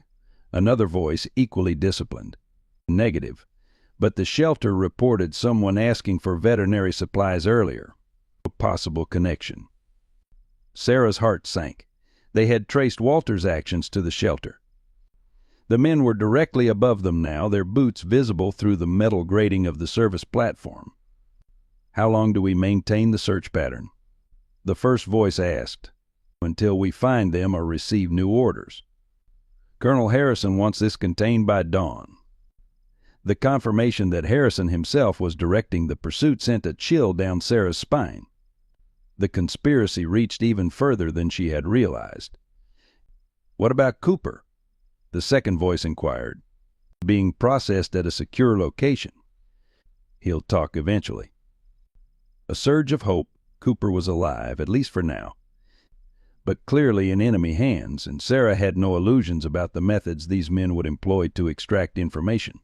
The conversation continued, but the voices began to move away, boots scraping on concrete as the men continued their patrol. Sarah waited a full minute after they faded from hearing before resuming her climb. The service platform provided momentary relief as she set Max down gently. The German shepherd stood alert, his ears tracking sounds Sarah couldn't detect. When he relaxed slightly, Sarah took it as confirmation they were temporarily alone. The maintenance door was locked with a simple padlock, which Sarah defeated using techniques learned during her military training. The door opened to reveal the pedestrian walkway of Peachtree Bridge, deserted at this late hour except for the patrol teams searching for them. According to Cooper's contact, their extraction would occur on the bridge itself, the 4-hour timeline placing it at precisely 1 a.m. Sarah checked her watch, 12:58. 2 minutes to cross from the maintenance exit to the designated pickup point in the center of the bridge, while avoiding the patrols. "Come on, Max," she whispered, crouching beside him. One last push. The German Shepherd's response was immediate, following her lead as they emerged onto the walkway. Sarah kept them close to the railing, using the minimal shadow it provided. The bridge stretched nearly half a mile across the Chattahoochee, its central span their destination. They moved in tandem, Sarah scanning ahead for threats while Max maintained awareness of their rear. The bond forged through years of military operations served them well in this most desperate of missions, each anticipating the other's movements, communicating through the slightest signals. A patrol appeared at the far end of the bridge, moving methodically in their direction. Sarah and Max froze, pressing against the railing as headlights swept the roadway beside them. A vehicle was approaching from behind, moving slowly, too slowly for normal traffic. Trapped between approaching threats, Sarah made a split-second decision. Over, she commanded quietly, helping Max climb onto the outer ledge of the bridge railing. She followed immediately, both of them balancing on the narrow concrete lip that ran along the bridge's exterior, hidden from view of the walkway by the solid railing. The position was precarious, a 40-foot drop to the river below if either lost their footing. Max stood absolutely still, his bandaged paws steady despite the narrow ledge, his training once again overriding physical limitations. The patrol passed just feet away, separated from them only by the concrete railing. The vehicle moved by slowly on the roadside, its occupants scanning the bridge with deliberate attention. "This is 1-3. Bridge appears clear," a voice reported from directly above them. Continued to central span and hold position came the radio response. Air support reports movement near the midpoint. Sarah's blood ran cold. Air support meant helicopters, infrared capabilities, no place to hide. Their extraction point was now under observation, their rendezvous compromised. As if confirming her fears, the distant thump of helicopter rotors grew steadily louder, approaching from the north. Searchlights swept the river below, moving methodically toward the bridge. The patrol continued past their position, heading toward the center of the bridge. The vehicle paralleled their movement, maintaining its slow observation pattern. Sarah and Max remained frozen on their precarious perch, options diminishing with each passing second. Max's ears suddenly pricked forward, his attention fixing on something in the distance. Sarah followed his gaze to see headlights approaching rapidly from the opposite end of the bridge, a vehicle moving with purpose, accelerating against traffic patterns. The radio above them crackled to life. Unidentified vehicle approaching from the south, high speed. Intercept and identify came the immediate response. The patrol began jogging toward the oncoming vehicle, which showed no signs of slowing. The monitoring SUV accelerated to block the roadway. Opportunity emerged from chaos. "Now," Sarah whispered, helping Max back over the railing. They sprinted toward the center of the bridge, using the distraction of the approaching vehicle to cover their movement. The helicopter was closing in, its searchlight sweeping closer to their position with each pass. They had seconds, not minutes, before discovery became inevitable. 50 yards from the central span, the approaching vehicle suddenly swerved, crashing through the road barriers and skidding across the bridge in a controlled maneuver that blocked both lanes. The patrol team scattered, weapons drawn. The monitoring SUV braked hard, its occupants deploying into tactical positions. Through the chaos, Sarah caught a glimpse of the driver, a woman with silver-streaked dark hair. Eleanor Winters, the bank manager, had just created their diversion. "Come on," Sarah urged Max, both of them running flat out now, abandoning concealment for speed. The helicopter's searchlight fixed on the vehicle blockade, momentarily drawn away from their position. They reached the central span as gunfire erupted behind them, short, controlled bursts suggesting a professional exchange rather than panic shooting. Eleanor had brought friends, it seemed. At the exact center of the bridge, Sarah spotted what they had been promised, a maintenance vehicle parked against the railing, its lights off, engine running. A figure stood beside it, waving them forward urgently. "Miller and Max," the man asked as they approached. "Bloody paws don't lie," Sarah responded, the confirmation phrase automatic despite her gasping breath. "Inside now." The rear doors of the maintenance vehicle opened to reveal a cargo space retrofitted with secure seating. Sarah helped Max inside, then climbed in after him as the helicopter's spotlight swung back toward the center of the bridge. Down, their escort shouted, slamming the doors behind them. The vehicle accelerated immediately, tires squealing as it made a tight turn and sped toward the northern end of the bridge. Sarah braced herself against the wall of the cargo area, one arm protectively around Max. "Cooper's organization?" she asked the driver through the open partition. "International Transparency Project," he confirmed, navigating the vehicle with professional skill. "Name's Marcus. We have a safe house 20 miles from here, then a secure transport to our headquarters in Washington." The evidence. "Métis. Mayor is the priority," Marcus finished for her. "We have a team specialized in digital forensics already standing by." Cooper briefed us on what to expect. "Cooper's been captured," Sarah informed him grimly. Marcus nodded, unsurprised. "We know. That's why we accelerated the extraction. They'll make him talk eventually. And the woman who created the diversion." "MS Winters was not part of our plan," Marcus admitted, sounding impressed despite himself. "But she clearly has resources of her own. Our team will attempt to extract her, if possible." The maintenance vehicle sped through the night, taking a complex series of turns designed to identify and lose potential tails. In the cargo area, Sarah finally allowed herself a moment of relief, checking Max's bandages and finding them remarkably intact despite their desperate sprint. "You did it, boy," she told him softly, pressing her forehead against his. "You started all this with those bloody paws of yours, and now we're going to finish it." Max licked her face once, then settled against her side, his loyal presence a constant in a world turned upside down. The evidence was secured, their extraction successful. For the first time since finding Thomas Wright in that sealed tank, Sarah allowed herself to believe they might actually survive to see justice done. But as the lights of Atlanta receded behind them, her thoughts turned to those who had paid the price for this moment. Her father, whose murder had been disguised as an accident. Thomas Wright, imprisoned and tortured for gathering evidence, James Cooper. Now in the hands of the very people he had tried to expose, Eleanor Winters, whose brave intervention had secured their escape. The cost had been enormous, but Max's determination, his refusal to abandon someone hidden away and forgotten, had started a chain of events that would expose corruption at the highest levels. His bloody paws had scratched away at more than metal. They had begun to tear down a conspiracy of power and greed that had operated with impunity for years. The ITP safe house was a modest farmhouse 30 miles outside Atlanta, surrounded by acres of barren winter fields that provided clear sightlines in all directions. Sarah stood at the living room window, watching the pale December sun climb over the horizon while Max slept on a makeshift bed nearby. The German shepherd's injured paws had been professionally treated by a veterinarian affiliated with the International Transparency Project, his wounds cleaned, restitched to mud, and properly bandaged. The doctor's prognosis had been cautiously optimistic, no permanent damage, but recovery would take time and complete rest. Rest was the one luxury Sarah couldn't afford, not with the evidence secured but still far from public disclosure.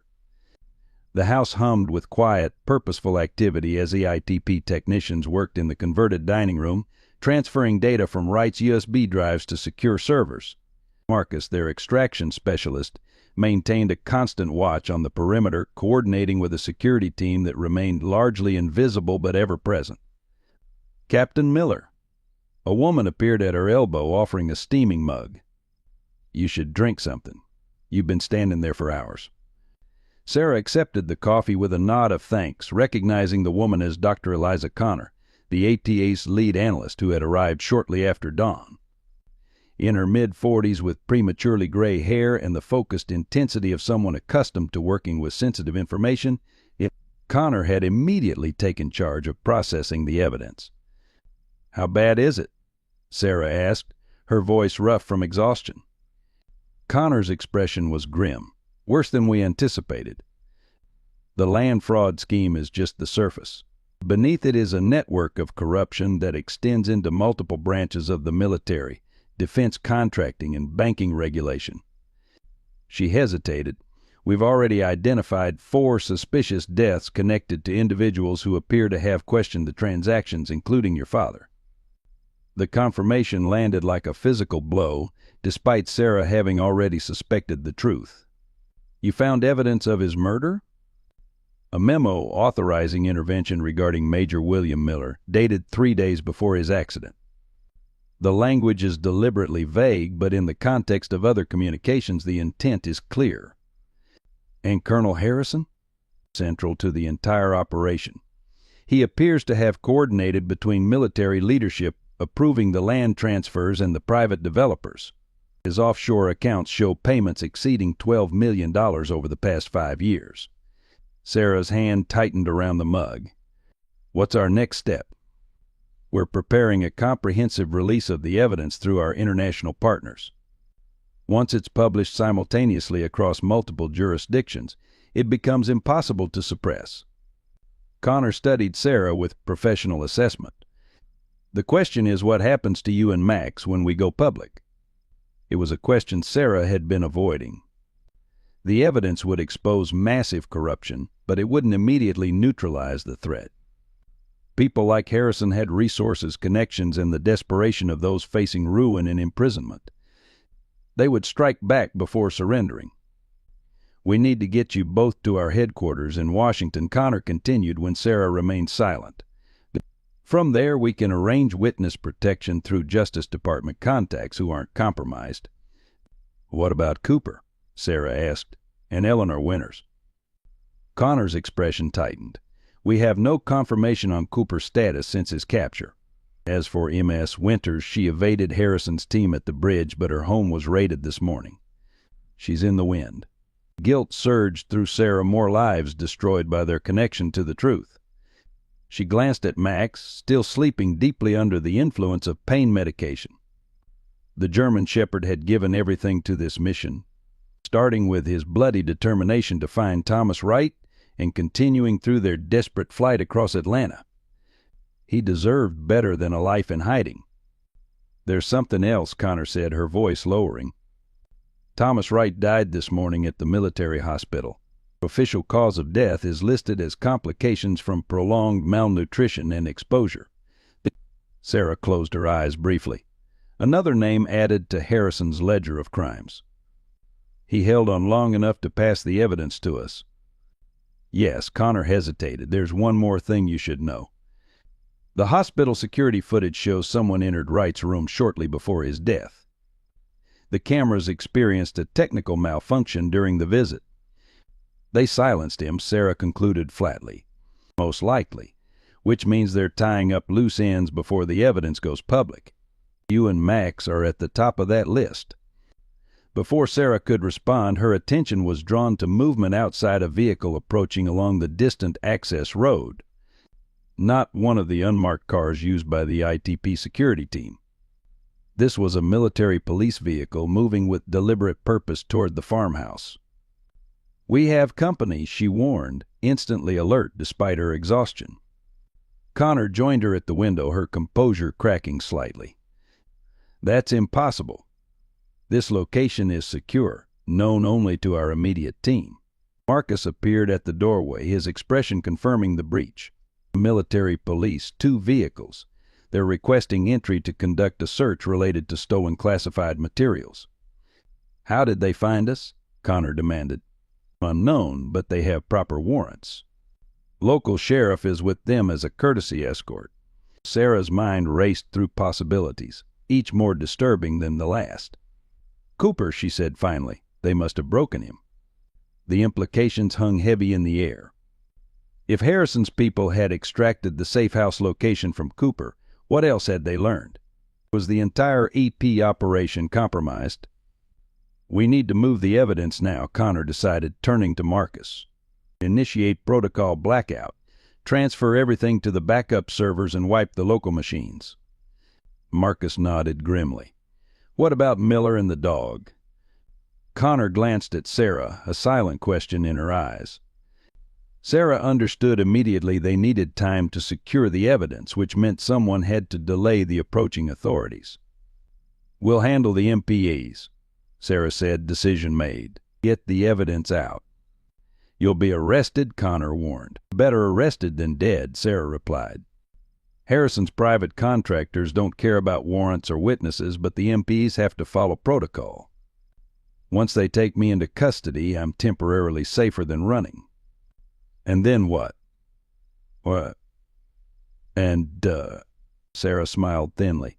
"And then I trust you to release the evidence before they can lose me in the system."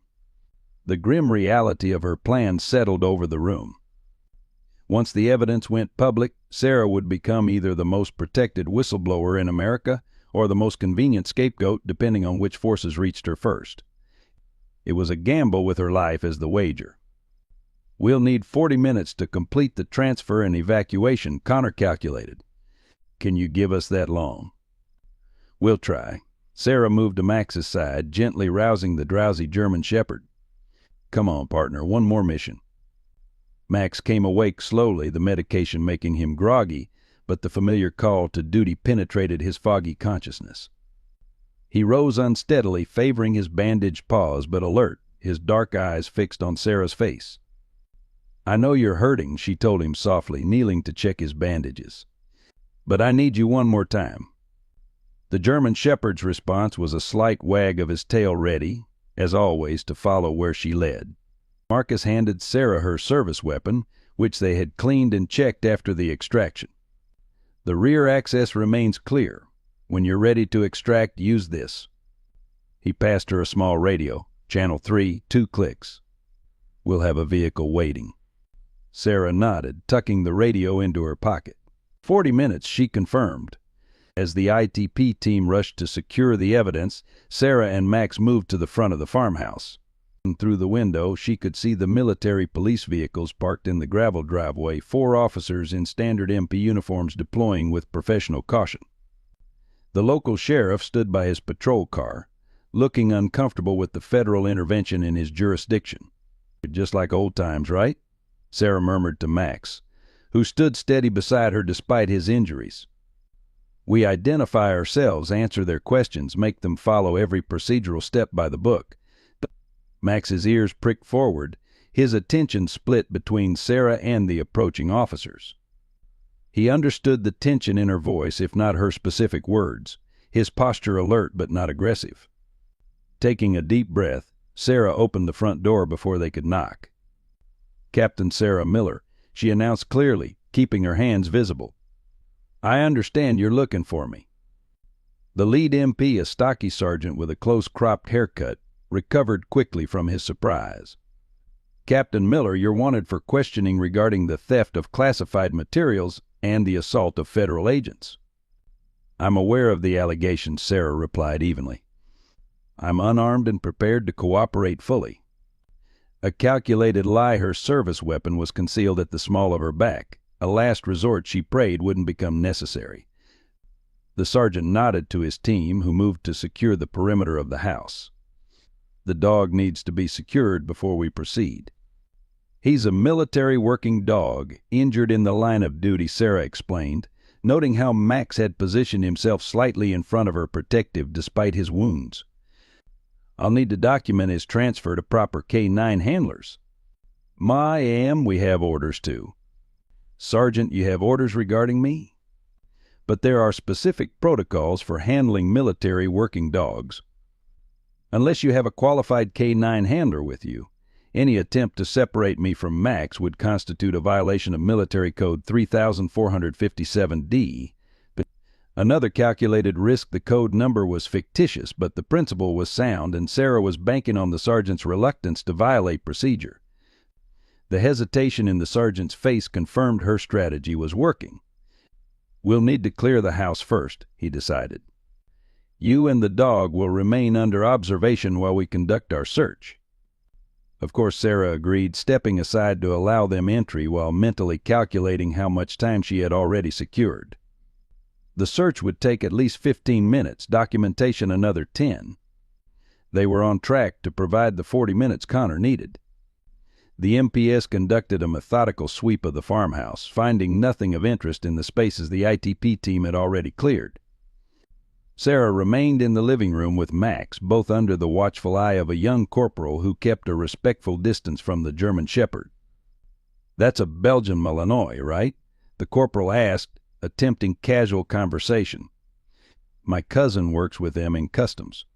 "German Shepherd," Sarah corrected, scratching behind Max's ears. "He's been with me for 5 years." "What happened to his paws?" Sarah met the young man's eyes directly. "He found a man who had been imprisoned and left to die. Cut himself trying to get to him." The corporal shifted uncomfortably, perhaps sensing he was involved in something more complex than a simple case of classified material theft. "Sounds like a hero." "He is," Sarah agreed simply. Their conversation was interrupted by the return of the sergeant, who looked frustrated by the fruitless search. "The house is clear. No sign of the stolen materials." 25 minutes elapsed. 15 more needed. "I'd like to contact my legal representation before any further questioning," Sarah stated, introducing another procedural delay. The sergeant checked his watch, clearly operating under time pressure himself. "That will have to happen back at base. We need to transport you now." "I'll need to document Max's injuries first, for the official record," Sarah insisted, reaching for her phone. "Military working dogs are government property valued at over $50,000. Any additional damage during transport would be the responsibility of your unit. More delay tactics, each small but cumulative." The sergeant's patience was visibly wearing thin, but his training-held procedures existed for a reason, and Sarah was exploiting every one she knew. 5 minutes, he conceded reluctantly. Sarah made a show of photographing Max's bandaged paws and documenting his condition, narrating each step in precise military language that would have to be included in the official report. Another 8 minutes gained. As she completed the documentation, a subtle vibration from her pocket signaled an incoming message on the radio Marcus had provided. The evidence transfer was complete. The ITP team was evacuating through the rear access. "I believe I'm ready to comply with your orders now, Sergeant," Sarah announced, securing her phone. "Though I must insist that Max remains under my supervision until proper K-9 handlers can be arranged." The sergeant looked relieved that her cooperation was finally forthcoming. "We'll transport the dog with you. This way, please." As they moved toward the door, Sarah felt a sudden shift in Max's demeanor. The German Shepherd stiffened, his gaze fixed on something through the front window. Following his line of sight, Sarah spotted a black SUV approaching along the access road identical to the vehicles used by Harrison's private contractors in Atlanta. The tactical situation had just deteriorated dramatically. Military police would follow rules of engagement and due process. Harrison's people would not. If they took custody of Sarah and Max, neither would survive to see the evidence published. The sergeant had also noticed the approaching vehicle. "Were you expecting additional federal agents?" he asked, his hand moving instinctively toward his sidearm. "Those aren't federal agents," Sarah warned, her own hand drifting toward the concealed weapon at her back. "Sergeant, I believe we're both about to be in serious danger." Confusion crossed the sergeant's face, followed by the wariness of a professional soldier recognizing a threat. "Explain." "The men in that vehicle work for Colonel Richard Harrison. They've already killed at least 4 people to cover up a massive fraud scheme. I have evidence of their crimes, which is why they want me silenced." The sergeant's expression hardened with skepticism. "That's a serious accusation, Captain." "In approximately 12 hours, that evidence will be published internationally," Sarah continued urgently. "At which point the Justice Department will be forced to open an investigation that will confirm everything I'm telling you. The question is whether you and your team will be alive to see it." The black SUV had stopped at the perimeter of the property.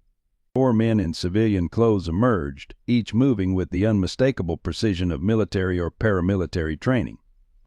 "Those men are carrying concealed weapons," the sergeant observed, his professional assessment overriding his skepticism.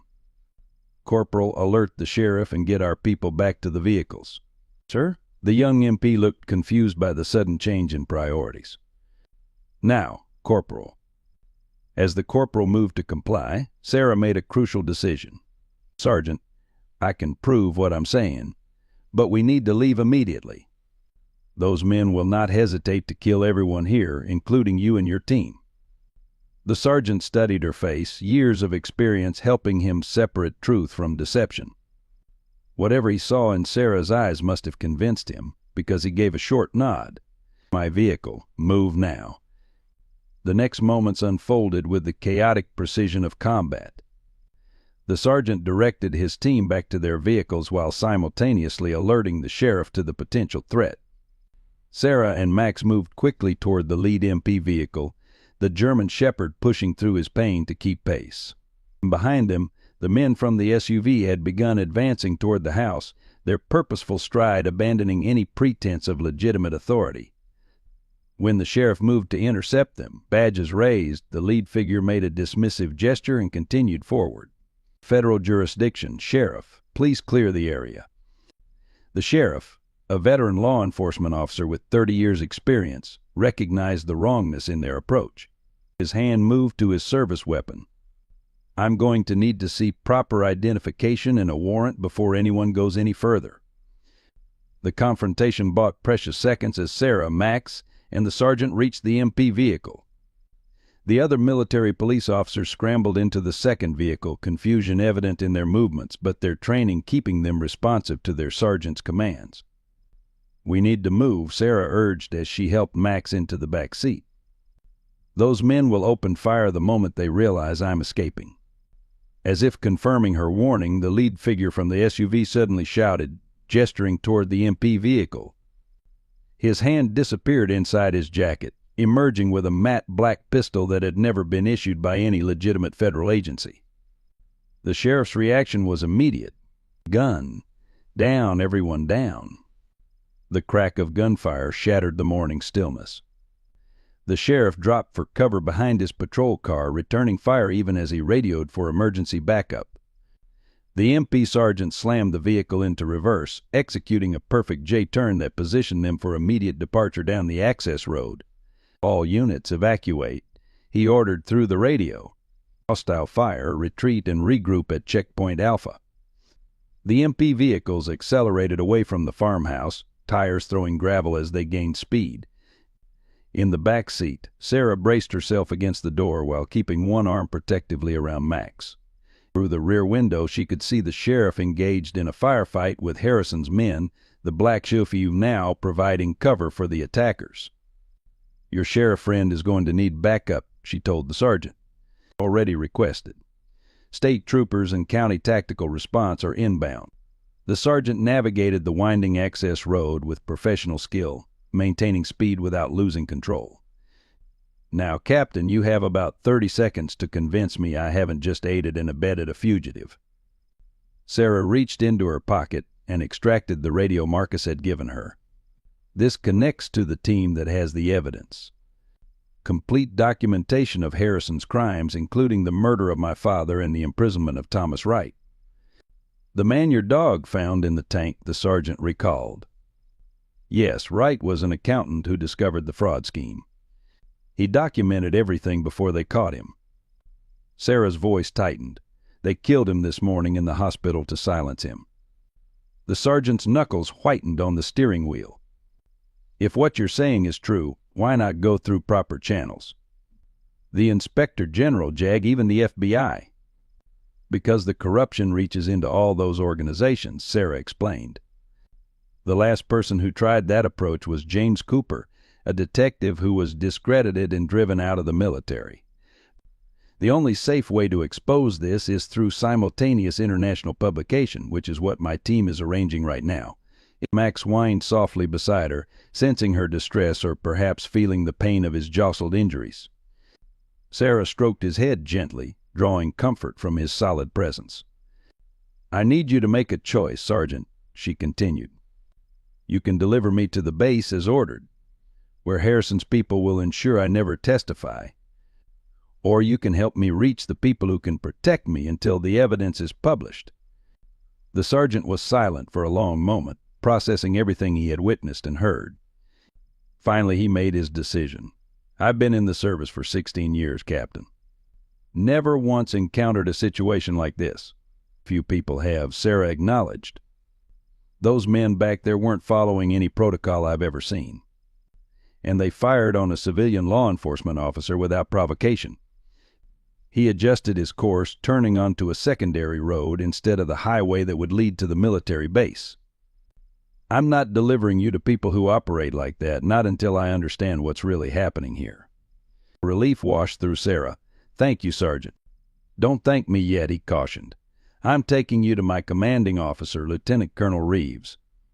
She's solid old-school military with zero tolerance for corruption. If your evidence is legitimate, she'll know how to proceed. It wasn't the extraction Sarah had planned, but it offered a potential ally with the authority to provide legitimate protection. And Max? The sergeant glanced in the rearview mirror at the wounded German shepherd. The base has excellent veterinary facilities. He'll receive proper care. As they drove toward an uncertain reception, Sarah continued to stroke Max's fur, the German shepherd leaning into her touch despite his obvious pain. His bloody determination had started this journey, exposing a truth that powerful men had tried to bury. Now that same determination would need to sustain them both through whatever came next. The farmhouse confrontation had accelerated the timeline dramatically. Within hours, possibly minutes, the evidence would begin appearing on international news platforms. The conspiracy would be exposed, but the danger wouldn't immediately disappear. Harrison and his allies would fight desperately to discredit the evidence, silencing witnesses and leveraging their considerable influence to avoid consequences. Sarah and Max had survived this far against overwhelming odds, but the hardest test still lay ahead. The truth was in motion, unstoppable now, but truth alone wouldn't protect them from those who would kill to maintain their power and freedom. "Stay with me, Max," Sarah whispered, pressing her forehead gently against his. "We're not done yet." The German shepherd's dark eyes met hers with absolute trust, the same unshakable loyalty that had driven him to tear his paws bloody against metal when everyone else had been willing to accept a convenient lie. Whatever came next, they would face it together, as they had since the moment she'd rescued him from that shelter 5 years ago. The MP vehicle continued toward Fort Gordon, where Lieutenant Colonel Reeves awaited perhaps as salvation, perhaps as another threat. But for the first time since discovering Thomas Wright in that sealed tank, Sarah felt a glimmer of hope piercing the darkness of conspiracy and corruption that had claimed so many lives. The truth was out. Max had found it. And no power on earth would bury it again. Lieutenant Colonel Patricia Reeves commanded respect the moment Sarah entered her office at Fort Gordon. In her late 50s, with steel gray hair cut in a practical bob, Reeves had the weathered face of someone who had earned every one of her decorations the hard way. Her office walls displayed not just commendations, but photographs of deployments spanning 3 decades: Kosovo, Iraq, Afghanistan, each image telling a story of service that transcended politics. Captain Miller she acknowledged without rising from behind her desk. And this must be Max. Her gaze shifted to the German shepherd, assessing his bandaged paws and alert posture with the practiced eye of someone familiar with military working dogs. "Thank you for seeing us, Colonel," Sarah replied, standing at attention despite her exhaustion. Max sat dutifully beside her, his training holding even as pain medication wore off. Sergeant Donnelly, who had brought them to Fort Gordon rather than delivering them to Harrison's people, stood by the door. "Ma'am, I've reported the incident at the farmhouse. County Sheriff confirms 4 armed men fired upon him when he requested identification. 2 deputies wounded, 1 hostile killed in the exchange." Reeves nodded sharply, and the claimed connection to Colonel Harrison confirmed, ma'am, but they were definitely not standard MPs or federal agents. Their tactics were irregular. "Thank you, Sergeant. Remain outside, please." When the door closed, Reeves finally stood, her movements deliberate as she circled the desk to directly face Sarah. "Captain, in the past 48 hours you've been accused of theft of classified materials, assault on federal agents, and desertion. Now, armed men are engaging in firefights with local law enforcement to find you." Her voice remained measured, a commander gathering facts before rendering judgment. "Sergeant Donnelly believes your story. I need to determine if I do as well." Sarah met the older woman's gaze directly. "Colonel, I discovered evidence of extensive corruption involving military land sales resulting in billions of dollars being funneled to high-ranking officers. My father, Major William Miller, was murdered 10 years ago when he began questioning these transactions. The man Max found in the tank. Thomas Wright had compiled comprehensive documentation before they imprisoned him. And now powerful people are trying to prevent that evidence from becoming public." Reeves didn't immediately respond, her expression revealing nothing as she processed this information. Instead, she crouched slowly, extending a hand toward Max. The German shepherd looked to Sarah for permission before allowing the colonel to examine his bandaged paws. "These are defensive wounds," Reeves observed. "And these are from trying to access the tank?" She gently lifted one bandaged paw. "Yes, ma'am, he refused to stop even when bleeding.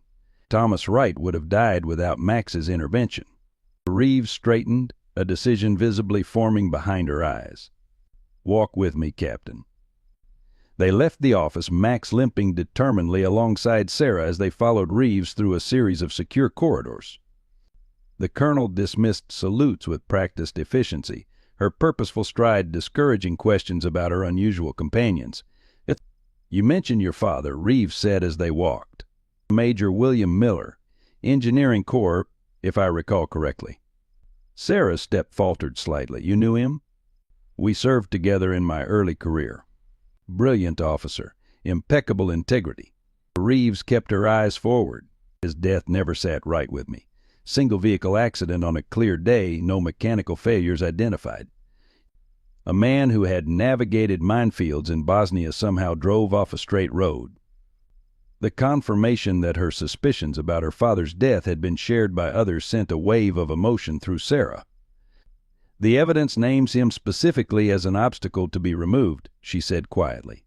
Reeves nodded once, as if a long-held theory had been validated. "And where is this evidence now?" "Being prepared for international publication by the International Transparency Project. They extracted us from Atlanta last night after we recovered additional recordings from a safety deposit box." They reached a secure communications room, where Reeves dismissed the duty officer with a gesture that brooked no argument. When they were alone, she turned to Sarah. "The ITP has a reputation for thoroughness, but also for being difficult to silence or intimidate. A wise choice." The colonel moved to a computer terminal, logging in with her credentials. "Let's see what we're dealing with." The terminal displayed breaking news headlines from multiple international sources, each featuring variations of the same story: massive military corruption exposed, billions in land fraud scheme. "It's already happening," Sarah breathed, a mixture of relief and apprehension washing over her. Reeves scrolled through the coverage, her expression hardening as she absorbed the details. The initial reports included excerpts of financial records, emails between conspirators, and surveillance footage showing Colonel Harrison and others discussing bribes and the elimination of witnesses. One article specifically highlighted Thomas Wright's imprisonment and subsequent death, with Max credited for his discovery. "This is comprehensive," Reeves acknowledged, her tone grim and damning. "Harrison and his associates will be desperate now." "Which makes them more dangerous," Sarah concluded. "Precisely." Reeves straightened from the terminal. "They'll be mobilizing every resource to discredit the evidence and eliminate witnesses before federal authorities can secure them. You and Max are at the top of that list, along with anyone who helped you." "Cooper," Sarah said, suddenly remembering.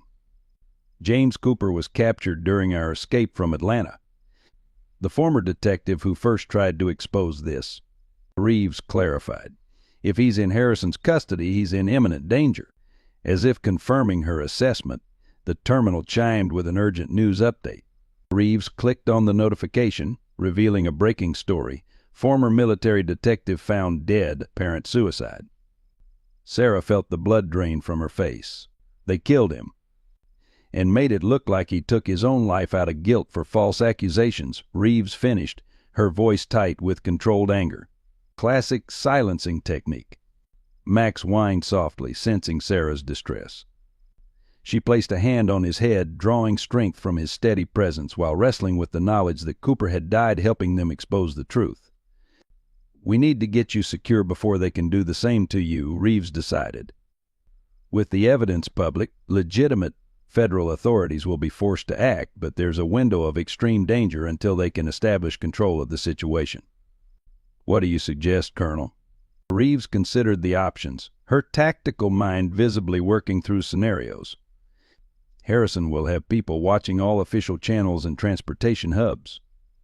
We need to move you through unofficial means to a secure location where you can be contacted by Justice Department investigators once they take over."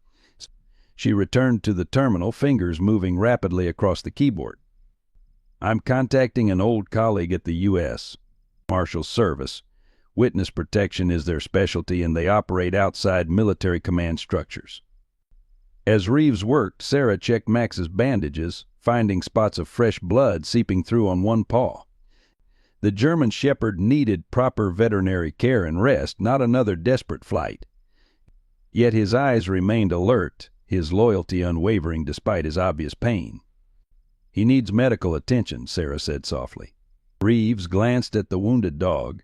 "Our base veterinarian is Dr. Abrams, 20 years experience with military work in dogs. Absolutely trustworthy. We'll have him examine Max before transport." Sarah nodded gratefully. "Thank you, Colonel."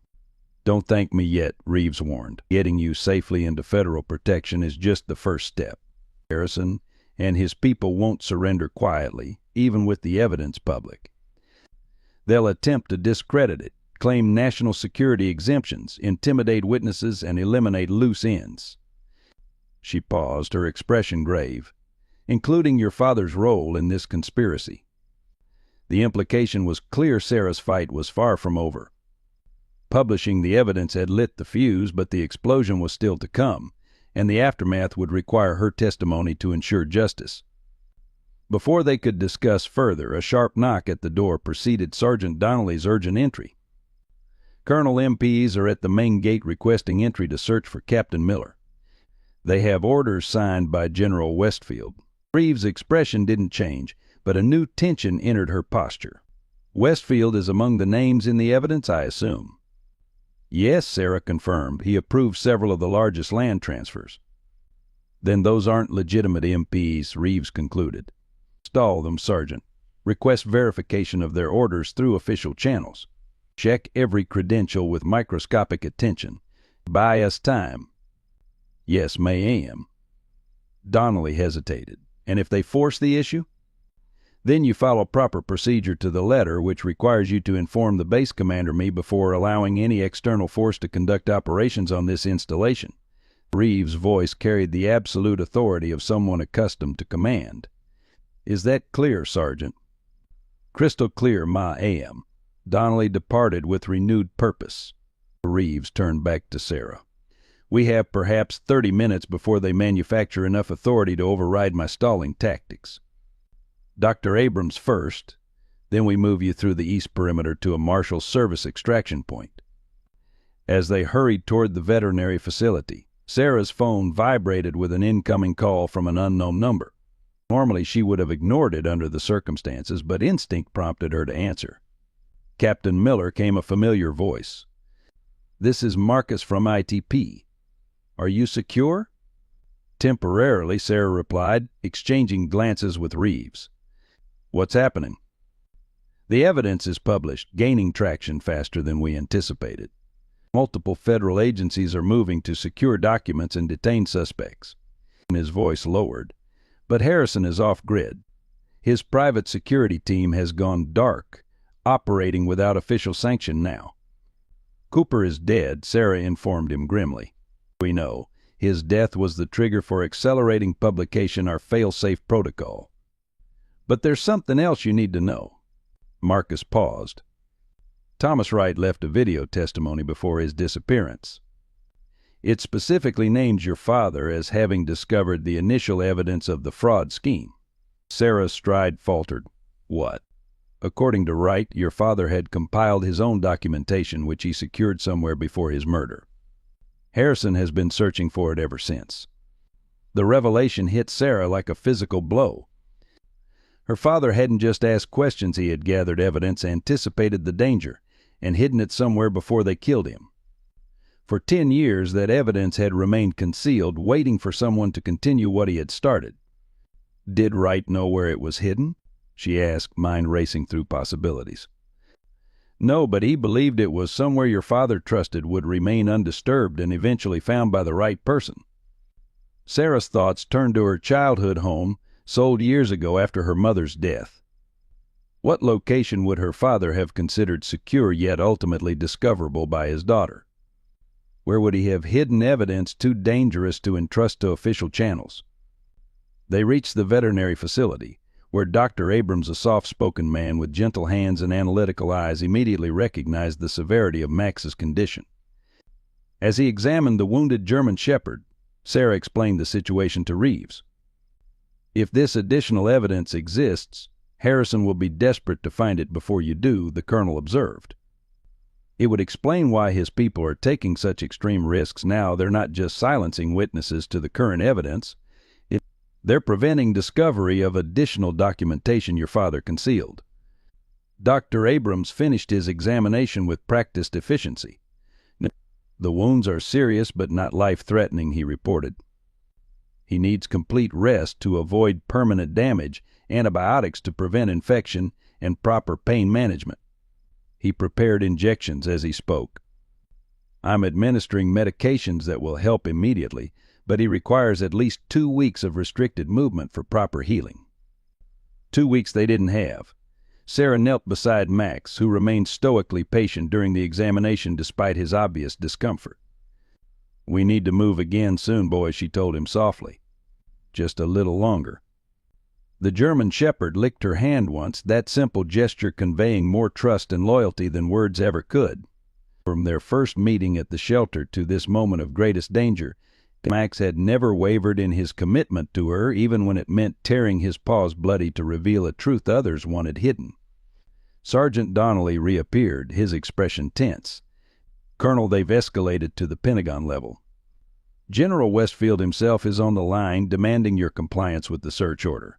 Reeves absorbed this with the calm of a veteran commander. Patch him through to my secure line here. While Reeves engaged in what would clearly be a delaying action with superior officers who might themselves be implicated in the conspiracy, Sarah's mind kept returning to her father's hidden evidence. The answer lay somewhere in their shared past, in some place or object that held special significance. And then, with sudden clarity, she remembered her father's military compass, given to her after his death, inscribed with their family motto, "Truth finds its own path." The antique brass instrument had seemed unusually heavy, its construction oddly complex for such a simple tool. She had kept it all these years, a memento stored in her footlocker at home. I know where it is, she whispered, the realization bringing both hope and urgency. The additional evidence, I know where my father hid it. But her home had been compromised days ago, the first place Harrison's people had searched after her escape from Fort Benning. If they had found the compass, if they had recognized its significance.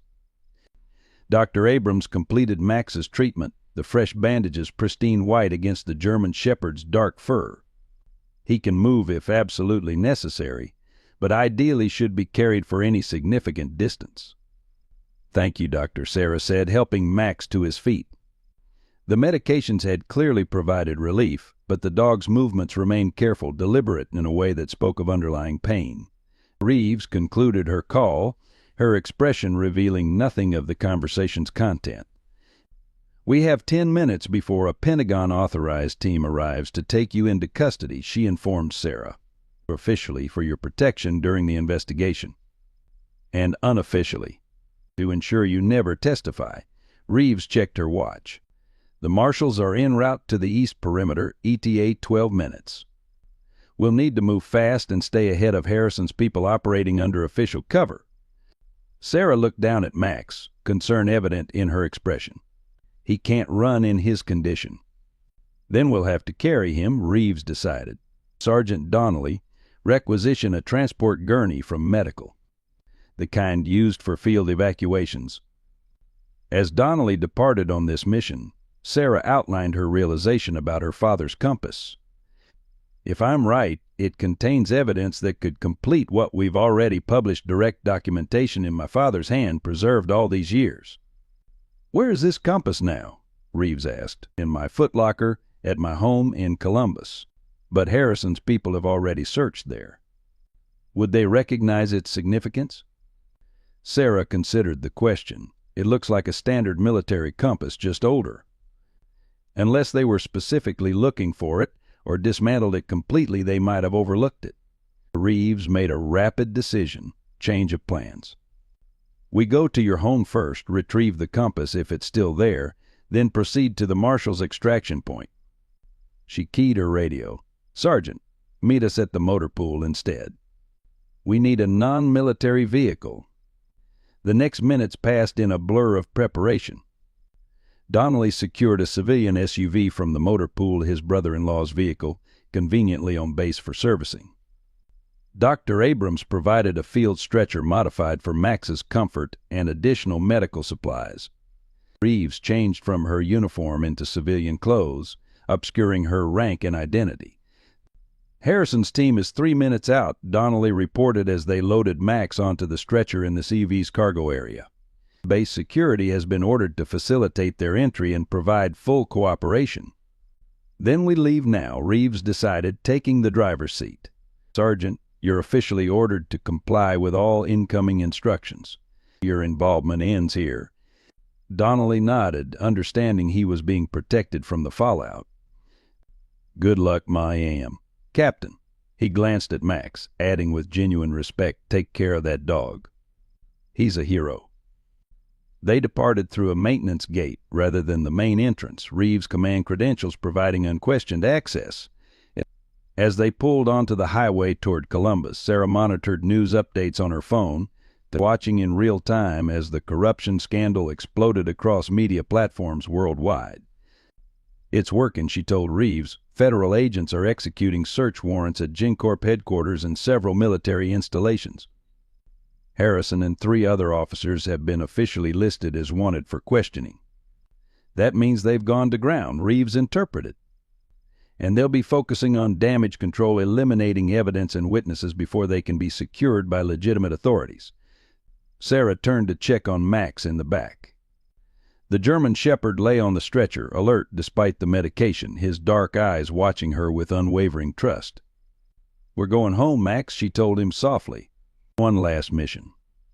The drive to Columbus took less than an hour, Reeves navigating with the precision of someone who had conducted tactical movements in far more dangerous environments than Georgia highways.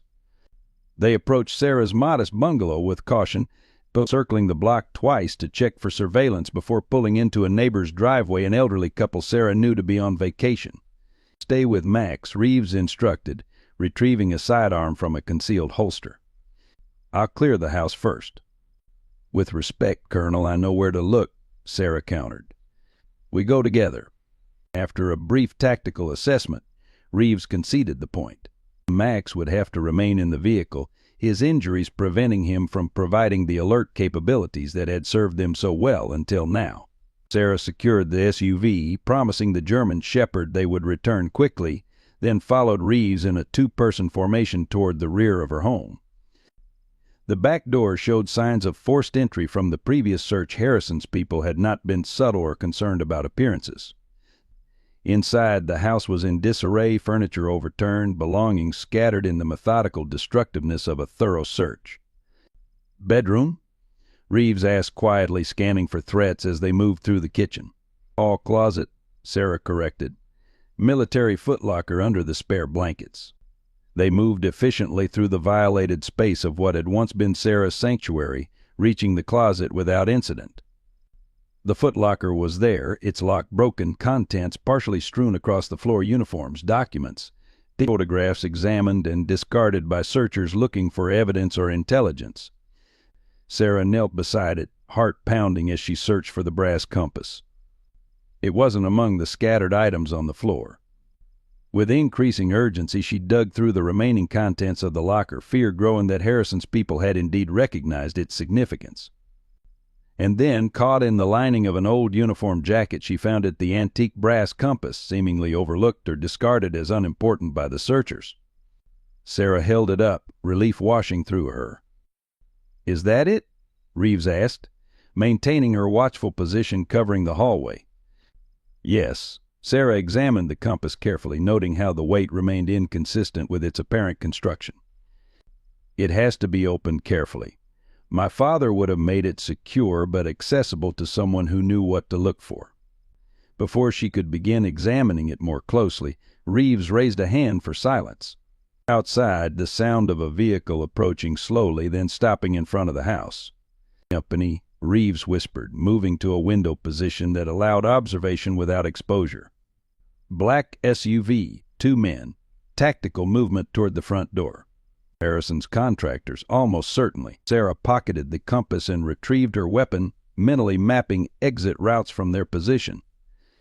The rear door remained their best option, but they would be exposed crossing the yard to reach their vehicle. Second team circling to the back. Reeves updated, spotting additional movement. "We're being boxed in." The tactical situation deteriorated from challenging to dire in seconds. 4 trained operators converging on their position, with Max vulnerable in the vehicle across the street. Even with Reeves' combat experience and Sarah's training, the odds were overwhelming. "Options?" Sarah asked, falling into the professional shorthand of soldiers assessing a combat situation. "Limited. Fight through to the vehicle or stand and defend until the marshals can redirect to our position." Reeves checked her weapon. "Neither has favorable probability."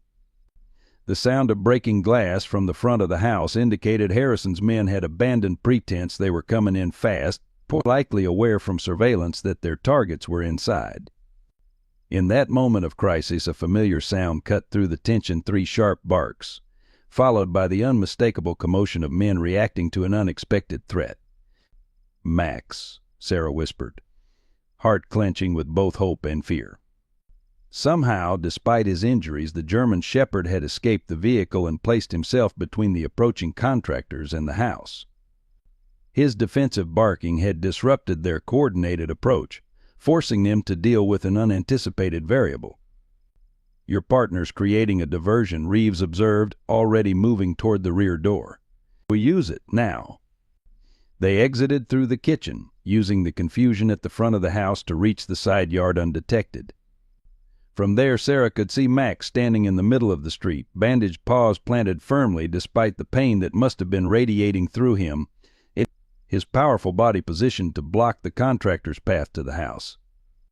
One of the men moved toward the German shepherd, hand reaching inside his jacket with obvious intent.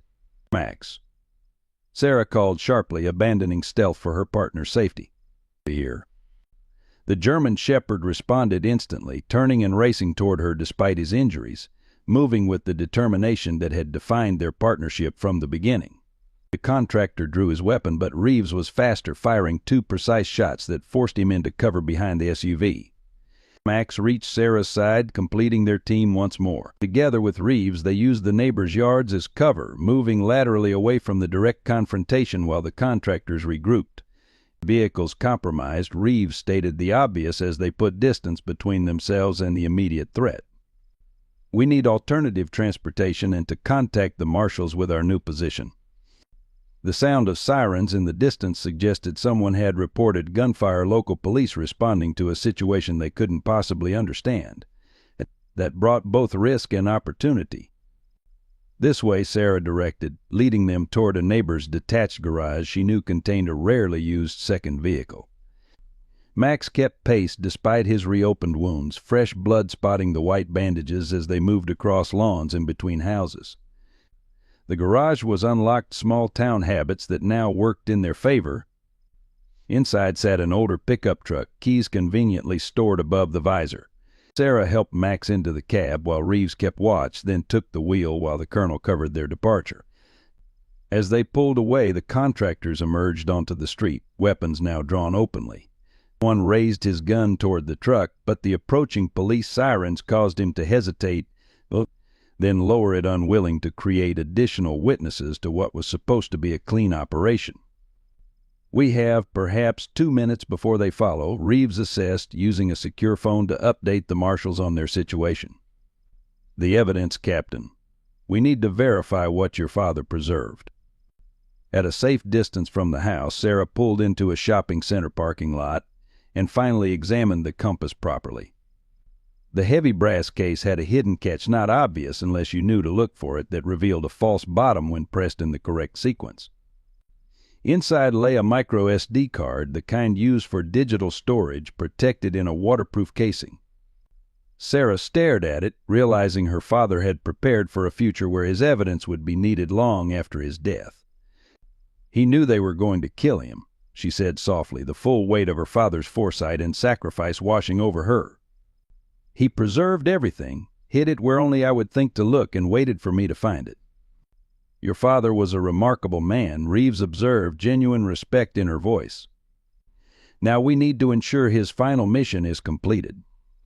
The Marshals Service directed them to a new extraction point, a regional airport where a Justice Department aircraft waited to transport them to Washington. As they drove, reports continued flowing in through Reeves' secure communications, more arrests, seizures of documents, Harrison himself still at large, but with a nationwide alert for his capture. Max lay across the truck's bench seat, his head resting on Sarah's lap, exhaustion finally overcoming even his phenomenal determination. Blood seeped through the bandages on his paws, each crimson stain a testament to his unwavering loyalty and courage. "Almost there, partner," Sarah murmured, stroking his head gently. "You did it. You found the truth, just like you found Thomas Wright." The German shepherd's dark eyes met hers briefly before closing again, a connection deeper than words passing between them. From the moment he had torn his paws bloody trying to reach a forgotten man in a sealed tank, Max had set in motion the exposure of a conspiracy that had claimed lives and corrupted the institutions they had both served faithfully. Now, as they drove toward safety and justice, Sarah made a silent vow Max would never again have to bleed for the truth. His fighting days were over. Whatever came next, whatever testimony she provided, whatever challenges arose from the exposure of this vast conspiracy, the German shepherd beside her had earned his rest 1,000 times over. The road stretched ahead, leading them away from danger and toward whatever new life awaited beyond this crucible of corruption and courage. They had lost much her career, their home, friends who had sacrificed everything to help them. But they had survived, and the truth they carried would ensure that those sacrifices had meaning. "We're going to be okay, Max," Sarah promised, feeling the weight of her father's evidence secure in her pocket, the culmination of a decade-long journey toward justice. "We're going to be okay." 3 months after Max tore his paws bloody trying to reach Thomas Wright in that sealed tank, Sarah Miller stood at the kitchen window of a small farmhouse in rural Virginia, watching snow drift lazily across fields that stretched to distant woodlands. The property, secured by the U.S. Marshals Service as part of their witness protection program, provided both the security and privacy she had come to cherish after months of testimony, depositions, and the relentless scrutiny that accompanied what the media had dubbed the Fort Benning conspiracy. Max lay on a cushioned bed nearby, his paws long healed but still bearing the scars of his determination. At 7 years old, German Shepherd had officially retired from military service with honors that included the rarely awarded K-9 Medal of Courage that was presented in a private ceremony attended by a select group that included Lieutenant Colonel Reeves and the Attorney General herself. The medal now hung beside Sarah's own commendations on a simple wooden plaque, a testament to extraordinary partnership. The evidence Sarah's father had hidden in the compass had proven even more explosive than anticipated. Major William Miller had documented not just the land fraud scheme but its connections to defense contracting, corruption, and foreign money laundering operations. His meticulous records, combined with Thomas Wright's documentation and the safety deposit box recordings, had created an airtight case against dozens of high-ranking officials across multiple branches of the military and government. Colonel Richard Harrison had not lived to face trial. Cornered in a remote cabin in the Smoky Mountains 2 weeks after the story broke, he had chosen suicide over surrender, leaving behind a letter that neither admitted guilt nor expressed remorse, only bitterness at what he termed betrayal by the system I served. Sarah had felt no satisfaction at the news, only a hollow recognition that justice sometimes arrived in imperfect forms. The prosecutions continued, with 17 officials already convicted and dozens more awaiting trial. The financial penalties alone had recovered billions in stolen funds, with reparations being made to families displaced by the fraudulent land developments. The institutional reforms were equally significant. New oversight mechanisms, whistleblower protections, and transparency requirements had been implemented across military procurement and land management processes. Sarah's testimony had been central to many of these outcomes, her clear recounting of events from Max's discovery of Wright to the recovery of her father's evidence providing a compelling narrative that juries and congressional committees found impossible to dismiss. She had stood firm under cross-examination, hostile questioning, and attempts to discredit her character, anchored by a sense of purpose that transcended personal cost. The sound of tires on gravel drew her attention from these reflections. Max raised his head, ears forward but posture relaxed. He had grown accustomed to their occasional visitors, all carefully vetted by the marshal's service. Sarah recognized the black SUV as it pulled up outside, a small smile forming as she watched Eleanor Winters emerge from the passenger side. The bank manager, who had risked everything to help them access the safety deposit box, had herself become a key witness, with her detailed knowledge of the financial mechanisms used to launder the fraud proceeds proving invaluable to prosecutors. After months in her own protective custody, Eleanor had recently been cleared to resume limited contact with other witnesses, but a sign that the most dangerous phase of the investigation had passed. Visitors, Max, Sarah told the German Shepherd, who rose and stretched before padding to her side, his movement still carrying a slight hint of stiffness from his healed injuries. Eleanor entered carrying a gift basket filled with homemade preserves and fresh baked goods, her silver-streaked hair longer than when they'd first met, her face more relaxed, despite all she had endured. "The bread is still warm," she announced, setting the basket on the kitchen counter. "And I found those dog biscuits Max loved last time." Max's tail wagged at the mention of treats, his stoic military bearing giving way to ordinary canine enthusiasm. Sarah smiled, scratching behind his ears. "You've corrupted my partner. He used to be a disciplined working dog." "He's earned a little corruption of the pleasant kind," Eleanor replied, kneeling to greet Max properly with gentle strokes along his neck. "Haven't you, hero?" The German Shepherd accepted the attention with dignity, though his wagging tail betrayed his pleasure at the reunion. He had formed a special bond with Eleanor during the weeks they had both stayed at a Marshall safe house in Maryland, the bank manager often sitting with him during his recovery, reading aloud from mystery novels while he dozed beside her chair. The second visitor entered more cautiously, Dr. Julian Winters, the veterinarian who had first treated Max's injuries in Chattanooga. He carried a medical bag and wore the slightly uncomfortable expression of someone still adjusting to his unexpected role in a historic conspiracy case. "How's our patient?" he asked, setting down his bag and extending a hand to Sarah. "Much better," she replied, shaking his hand warmly. "Thank you for coming all this way." Julian shrugged, hint of his old gruffness showing through. "I start a job at the Pentagon's K-9 training division next week. Figured I'd check on my most famous patient before I get swallowed by bureaucracy." He crouched beside Max, who submitted to his examination with the patient tolerance of a dog accustomed to medical attention. The final visitor was perhaps the most surprising: Walter, the homeless veteran who had sheltered them beneath the Atlanta Bridge. No longer in ragged layers, but dressed in clean, practical clothing, he stood straighter than Sarah remembered, his weathered face cleaner but still bearing the deep lines of a difficult life. "Captain," he greeted her with a respectful nod. Just Sarah now, she reminded him, genuinely pleased to see the man who had risked his safety to help them. "How's the new job?" Walter's weather-beaten face creased in what might have been his first genuine smile in years. "Veterans Affairs finally remembered I exist, working with homeless vets, helping them navigate the system. Turns out my field experience is valuable after all." The changes in Walter's circumstances had been one of the unexpected positive outcomes of the case. His actions to help Sarah and Max had come to light during her testimony, leading to intervention from veterans advocacy groups and eventual employment with the VA's outreach program. He had even reconnected with his estranged daughter, a fragile reconciliation still in its early stages but offering hope where none had existed before. As they gathered around the kitchen table, sharing Eleanor's fresh bread and exchanging updates on the ongoing cases, Sarah felt a sense of community she had not expected to find in the aftermath of such betrayal and danger.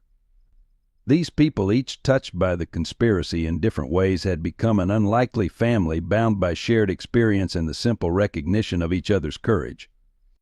"Any word on when you can come out of witness protection?" Julian asked, accepting a cup of coffee. Sarah glanced at Eleanor, who had become her primary contact with the prosecution team. "The last major trial concludes next month," the banker explained. "After that, the threat assessment will be reevaluated. But even then—" She didn't need to finish. Even with most conspirators imprisoned or awaiting sentencing, the case had exposed connections to powerful interests, both domestic and foreign. Complete safety might never be guaranteed.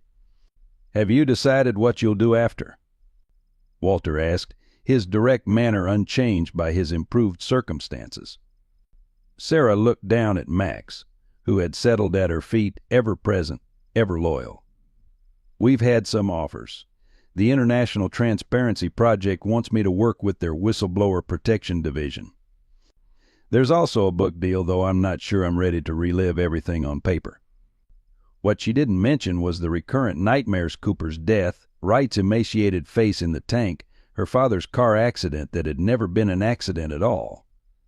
The psychologist provided by the Marshal Service had helped, but some wounds healed more slowly than Max's physical injuries. "Whatever you choose, you've earned the right to a peaceful life," Eleanor said gently, understanding in her eyes. "Both of you have." Max's ears pricked up at a sound outside that the humans hadn't detected.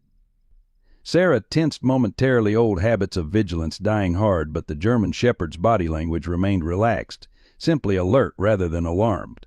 Moments later, a gentle knock announced their final visitor.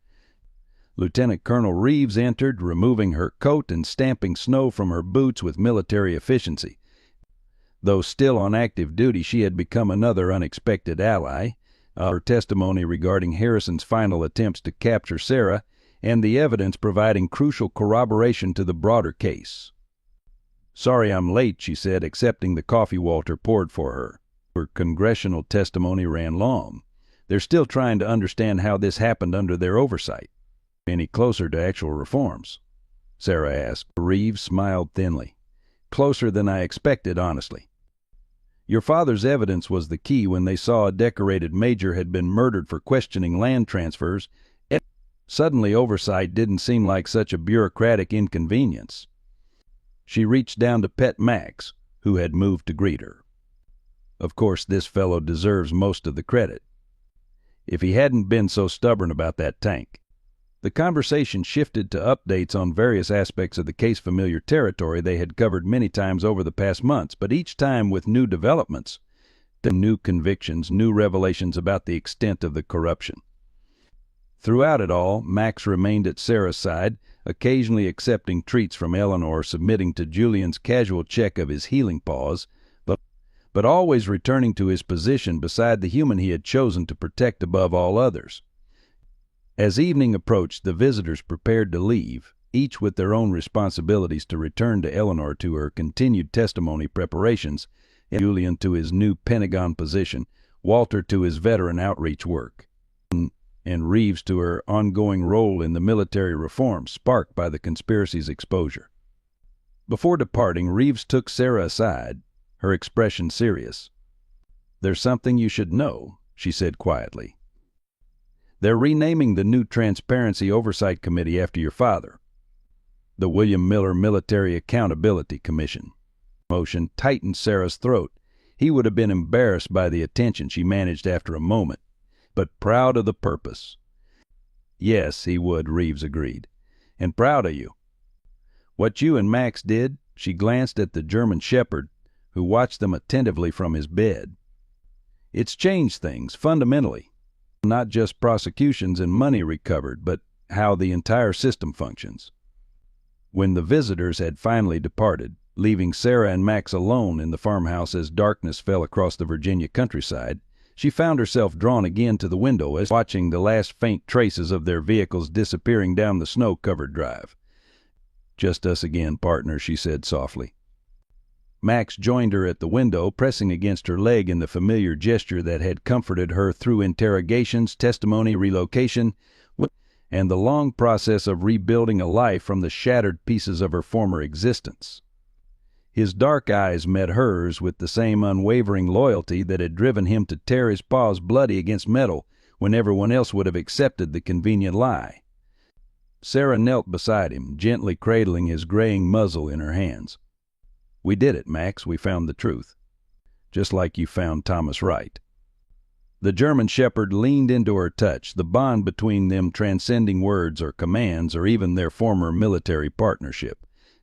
They had begun as handler and working dog, become fugitives and whistleblowers together, and emerged as something more profound, survivors who had changed the world by refusing to look away from corruption, no matter the personal cost. Outside, snow continued to fall, covering the landscape in a clean blanket of white that suggested new beginnings and second chances. Sarah Miller, no longer captain, no longer defined by the institutions that had both formed and betrayed her, embraced the quiet possibilities of the life stretching before them. Whatever came next, she and Max would face it together, their journey forever marked by the moment a loyal dog had scratched his paws bloody trying to reach a forgotten man in a sealed tank, and in doing so had set in motion the exposure of truth that powerful men had tried to bury. In the gentle stillness of their sanctuary, with Max warm against her side, Sarah finally allowed herself to believe in the most precious outcome of all their struggles. But not just justice served or corruption exposed, but the simple, profound gift of peace, hard won and therefore all the more valuable. "We're home, Max," she whispered, and knew it was true. I hope you enjoyed today's story. Subscribe to the channel so you don't miss more stories like this. Leave a like and comment below what you thought of the story. See you in the next video.